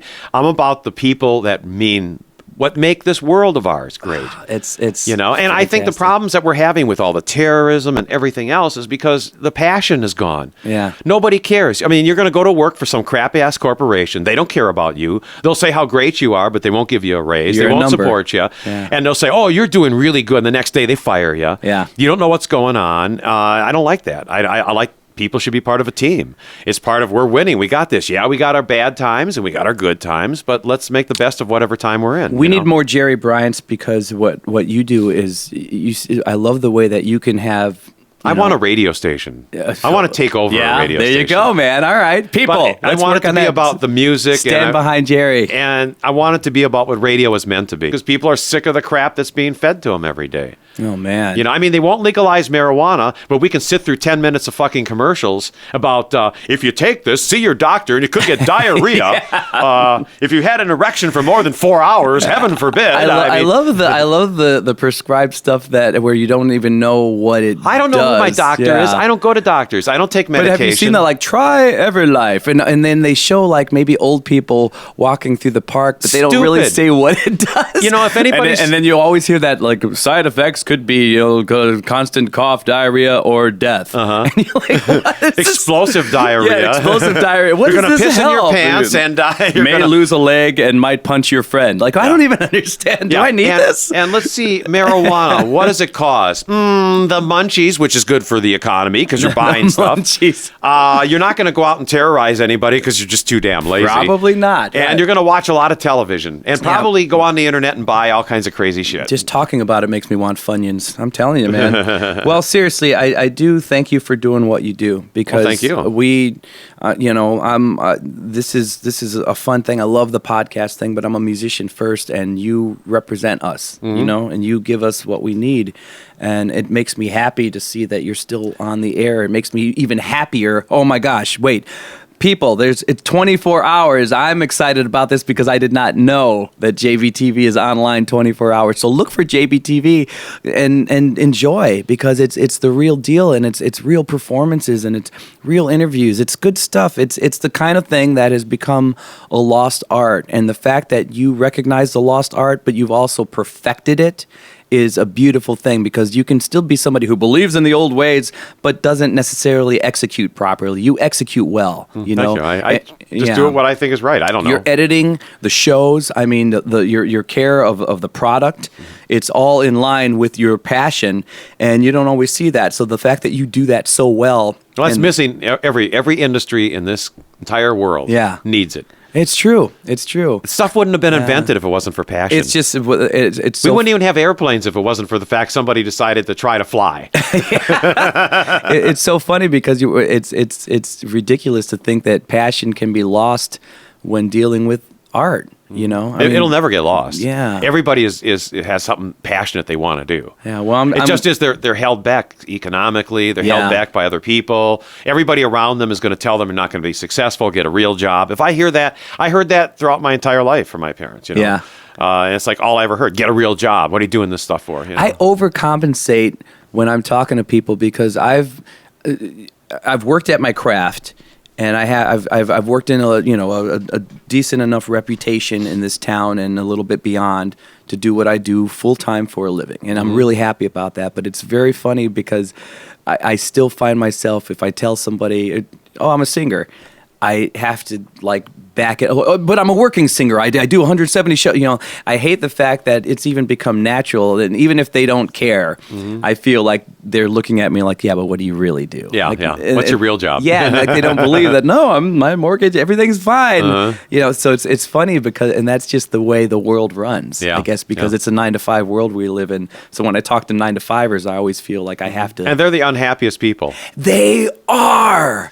I mean, you got to be forced to be at work at a certain time. Heaven forbid you're 30 seconds late. Yeah. And not that we don't need those folks, but I think there's a decent percentage of people that wanted to do something else and even had the talent. But there's not one business out there. But there's not one business out there. There's not one service business. There's not one anything that somebody doesn't have a passion for. That business wouldn't be there if they didn't have a passion for it. Whether you're a pharmacist or you're a grocery store. I mean, somebody had a passion to want to build a grocery store. There used to be neighborhood grocery stores. Why? I really thank you for taking the time to do this. Oh, it's been no problem. And I thank How long have we been doing this for? Oh, we're almost at the 2-hour mark. Oh, goodness. Do people listen for that long? You see what I'm saying? The average podcast is 3 minutes. No, between an hour and a half, 2 hours. Really? Yeah. Most of my listeners, from what I'm told, they pop it in when they're driving to and from work. A lot of takes people them that long. travels. Well, I can see with traffic. No, traffic. So someone right now is listening to us in their car. Oh, no, it's not live yet. It'll launch. Yeah. But the point is, like right now. Right now, we're in somebody's car. Yes. Yeah, and there's this asshole right in the back of you that's like honk, too fucking close. Honk now, honk and yell at him. Yeah,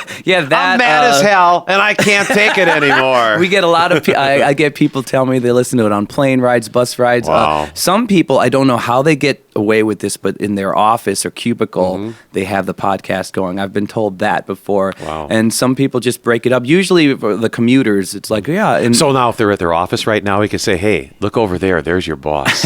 Give him the fucking finger. Give him the finger now." I mean, unless he's a nice guy. Well, there are plenty of nice bosses. Wink at the hot girl at the other cubicle. Wink now. Just take the chance. You can't do that. You'll get in trouble. Oh, will you? Well, you don't want to have interrelationships at a business. Oh, right. It's not very good. Do it on the down low. Because especially when you break up, then it's like... Then it gets weird? Yeah. Well, doesn't it with any relationship? We're helping you guys. Office workers and commuters. I've never actually... Go to a bar and have random sex with somebody you've never seen. And then never see him again. Thank you for just sharing. I really appreciate it. I hope you can use something out of this. Oh my gosh, you're a pioneer and you're still doing it. You're still relevant, and that's important. I'm just happy. Well, I think people are relevant until the day they die. Oh, there you go. Because they all have something to say, and it seems like a lot of old. I was walking down the street and it's like these 16 or 17-year-old girls were talking. Yeah, this guy's so ancient I was going to date. And the other girl said, "Well, how old was he?" "He was 28. What the fuck? So 28, you're already over the hill? Yes, yeah. I thought like 40 you're over the hill. I was surprised because I thought the whole 50 is the new 40 and 60 is the new 50 and, dead is the new 90. I think old age, and the older I get, you realize that it's all about attitude. Yeah, it's true. Well, you're in the right business to keep you young. And I got to say, even with my mother, when she passed away, they gave her a few months to live. She had cancer. And I took her off all medication and moved her into her home. And we had a nurse come in 24 hours a day and stay with her. And the doctor said, she won't make past 30, 40 days at the most, right? Wow. She lived for 2.5 years. We took her off all medication. Really? When she was on medication, she was terrible. She didn't remember anything. It was terrible. The point is, we're over-medicating people for the stupidest things. You have a lot of messages. I like this. It's stupid. It's stupid. I hate that they're doing this. And it's all because the drug companies want their money. And everybody, so the doctor's prescribing something because he gets a commission on it. I need to have you on a podcast with the man. I don't even know who the man is yet. We'll find him. I'd like to get Barack Obama on, but he won't talk to him. He won't talk to Bill Maher, and he had 1 million people sign a signature to get it. Yeah. I mean, he would never come to a JBTV. Yet his sticker is still up there. I supported him from day one. Yeah. Well, I'll send him a chatter. Yes, we did. That's what it was before it was yes, we can. Yeah. Oh, well, we'll send him a card that says, please, why don't you? Amongst our greatest presidents besides John Kennedy. Oh, there you go. Wow. Okay. Yeah, I think, He's a class act. I like that. Well, he's smart and intelligent, and he actually can say something. Unlike Trump, who's all, we're gonna be winners again. We're gonna be great again. But nobody can have part of it but us, 1%ers. Yeah, I think he just gets a little lost between the blurred lines between like his TV show. You know, like, he's a performer. The ratings of this debate are going to be amazing. Like ratings? Wait, what? No, I mean the messages. Like, the polls show. The polls are going to show. The polls on this show are number one right now. We're going to get a lot of sponsors for this. Like, wait, what are you talking? Are you the show or the debate? What's going on? I mean, even politicians. How do you get to be a politician now? It's like it seems to be groomed somehow or another by other people. Yeah, it's like the Manchurian Candidate. Oh, it's creepy, but true. Yeah. You know? Well, man, and Trump is more like Hitler. Sorry, we've covered. That's a good subject. I like the way you squeeze that in right before our sign off. We've covered so much more than I even thought. You know, but I liked it. It's on your script. It says it right there. Yeah. Cover this stuff. Go political now. No, I didn't even get to eat this nice cookie you got here. Oh, what in the hell? See, I was munching the whole time. Yeah, you actually spent money. How much did you spend on this? Oh, man, that must have cost, I don't know, $1.50. $1.50 for a cookie, really? It's like I remember when coffee used to be 10 cents. Oh, yeah. And they give you free refills. Get a quarter cookie somewhere, too, back in the day, yeah. Well, they'd have, your grandmother and all the people would make all this great food, I know. Let's go back to the olden times, folks. Just go back. Well, it's been. Well, these are the good old times right now. It doesn't get any better than this. You're right. It's all going downhill. In another 5 years, in the year 2121. In another 5 years, we'll remember this chat. Like, that was a good. Those were the remember good that old Zager days. and Evans song? In the year 2520. I always think of the Conan O'Brien bit. In the year 2000. Oh yeah, boy, that one's obsolete already. Conan, what a great talent too. Look at you, and the fact that you have, you're always like on the job. I just really appreciate you, taking a chunk of your day to spend no problem. here. And, I support all this stuff. I support the real people out there. It's a good chat, man. I really. If I had a radio station in this city of Chicago, it'd be all about real people and real music and real everything. No corporate. It would be corporate, but it wouldn't be. Does it make sense? Yeah. No. Yeah. You have the right plan. It's sort of what Neil Saban did with Me TV FM. Oh yeah. Okay. He's the one that put on Channel 26 The U, and he is beyond an executive. This guy knows it and lives it programming. I mean, he's built all these channels out of Chicago here. Yeah, I enjoy those channels. Yeah, actually. And they're all classic channels and this and that. I wish he'd put JBTV back on the air. Neil. But nobody watches TV anymore. People don't watch the way we watch. They watch online and in the palm of their hand. Yeah. It's no longer appointment TV. I remember in the old days, it was like Saturday night. You had to be home for Saturday Night Live. You better be home because we'd have parties around it. Yeah. And for Seinfeld, boy, in those early shows, if you missed an episode, you didn't see a rerun. Right. And the next day, everybody said, "Oh, did you see what he said on the?" It's all about the cooler. That. And then it became. And then all of a sudden, that's all old-fashioned now. Too many options, I think, killed us too. There's so many options, and they run all over. There was something about having such. Is this overtime right now? Oh, we're okay. Is this what they call overtime? There's no such thing. Overtime with JB. Go on with your options. Again, there are no rules, but yeah, the fact that there were limited options, so you knew. Oh, Tuesday, you had. Channel 2, Channel 5, Channel 7, they were only limited channels. Yeah. And, so I just think now we're so oversaturated with the product. The internet's that way, too. There's so many websites. I was looking at, was it Twitch? They have all these gamers on there. Oh, yeah. There's hundreds of thousands of people watching somebody play a game.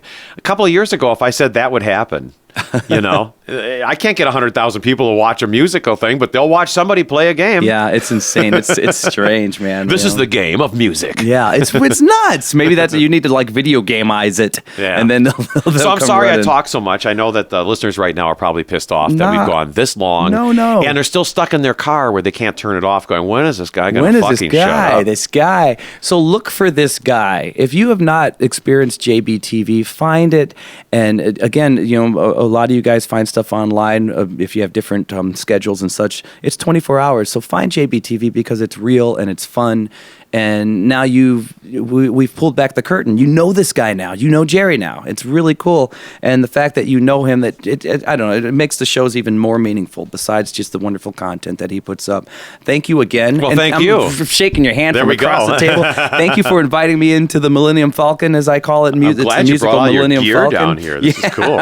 And thanks for everything. And thanks for continuing to do what you do because you do it for the right reasons. I appreciate it. And can I do my sign-off? What's your sign-off? So till next time. time, this is Jerry Bryant from the Windy City saying bye-bye, stay high. But of course, keep on rocking and rolling. How classic is that? Folks, come on. It's treat after treat after treat. You know him. His name's Jerry Bryant, JBTV. You love him. You've met him. Seriously, enjoy your day. Enjoy your week. Enjoy your month. Go out and find your smile, people. But one Say more bye, thing. Jerry. Oh, you got one more thing. Go. Remember, a chatter of fact. See you next time. Bye-bye. That's as good as it gets, Jerry. Thank you, man. Thank you. Welcome to my life so far. You'd think by now I'd be a star. I may be long-winded, but hey, there's just so much I have to say. Maybe lick your lips when you're hungry. Maybe drop your head when you're sorry. Maybe shake a bit when you're worried. That's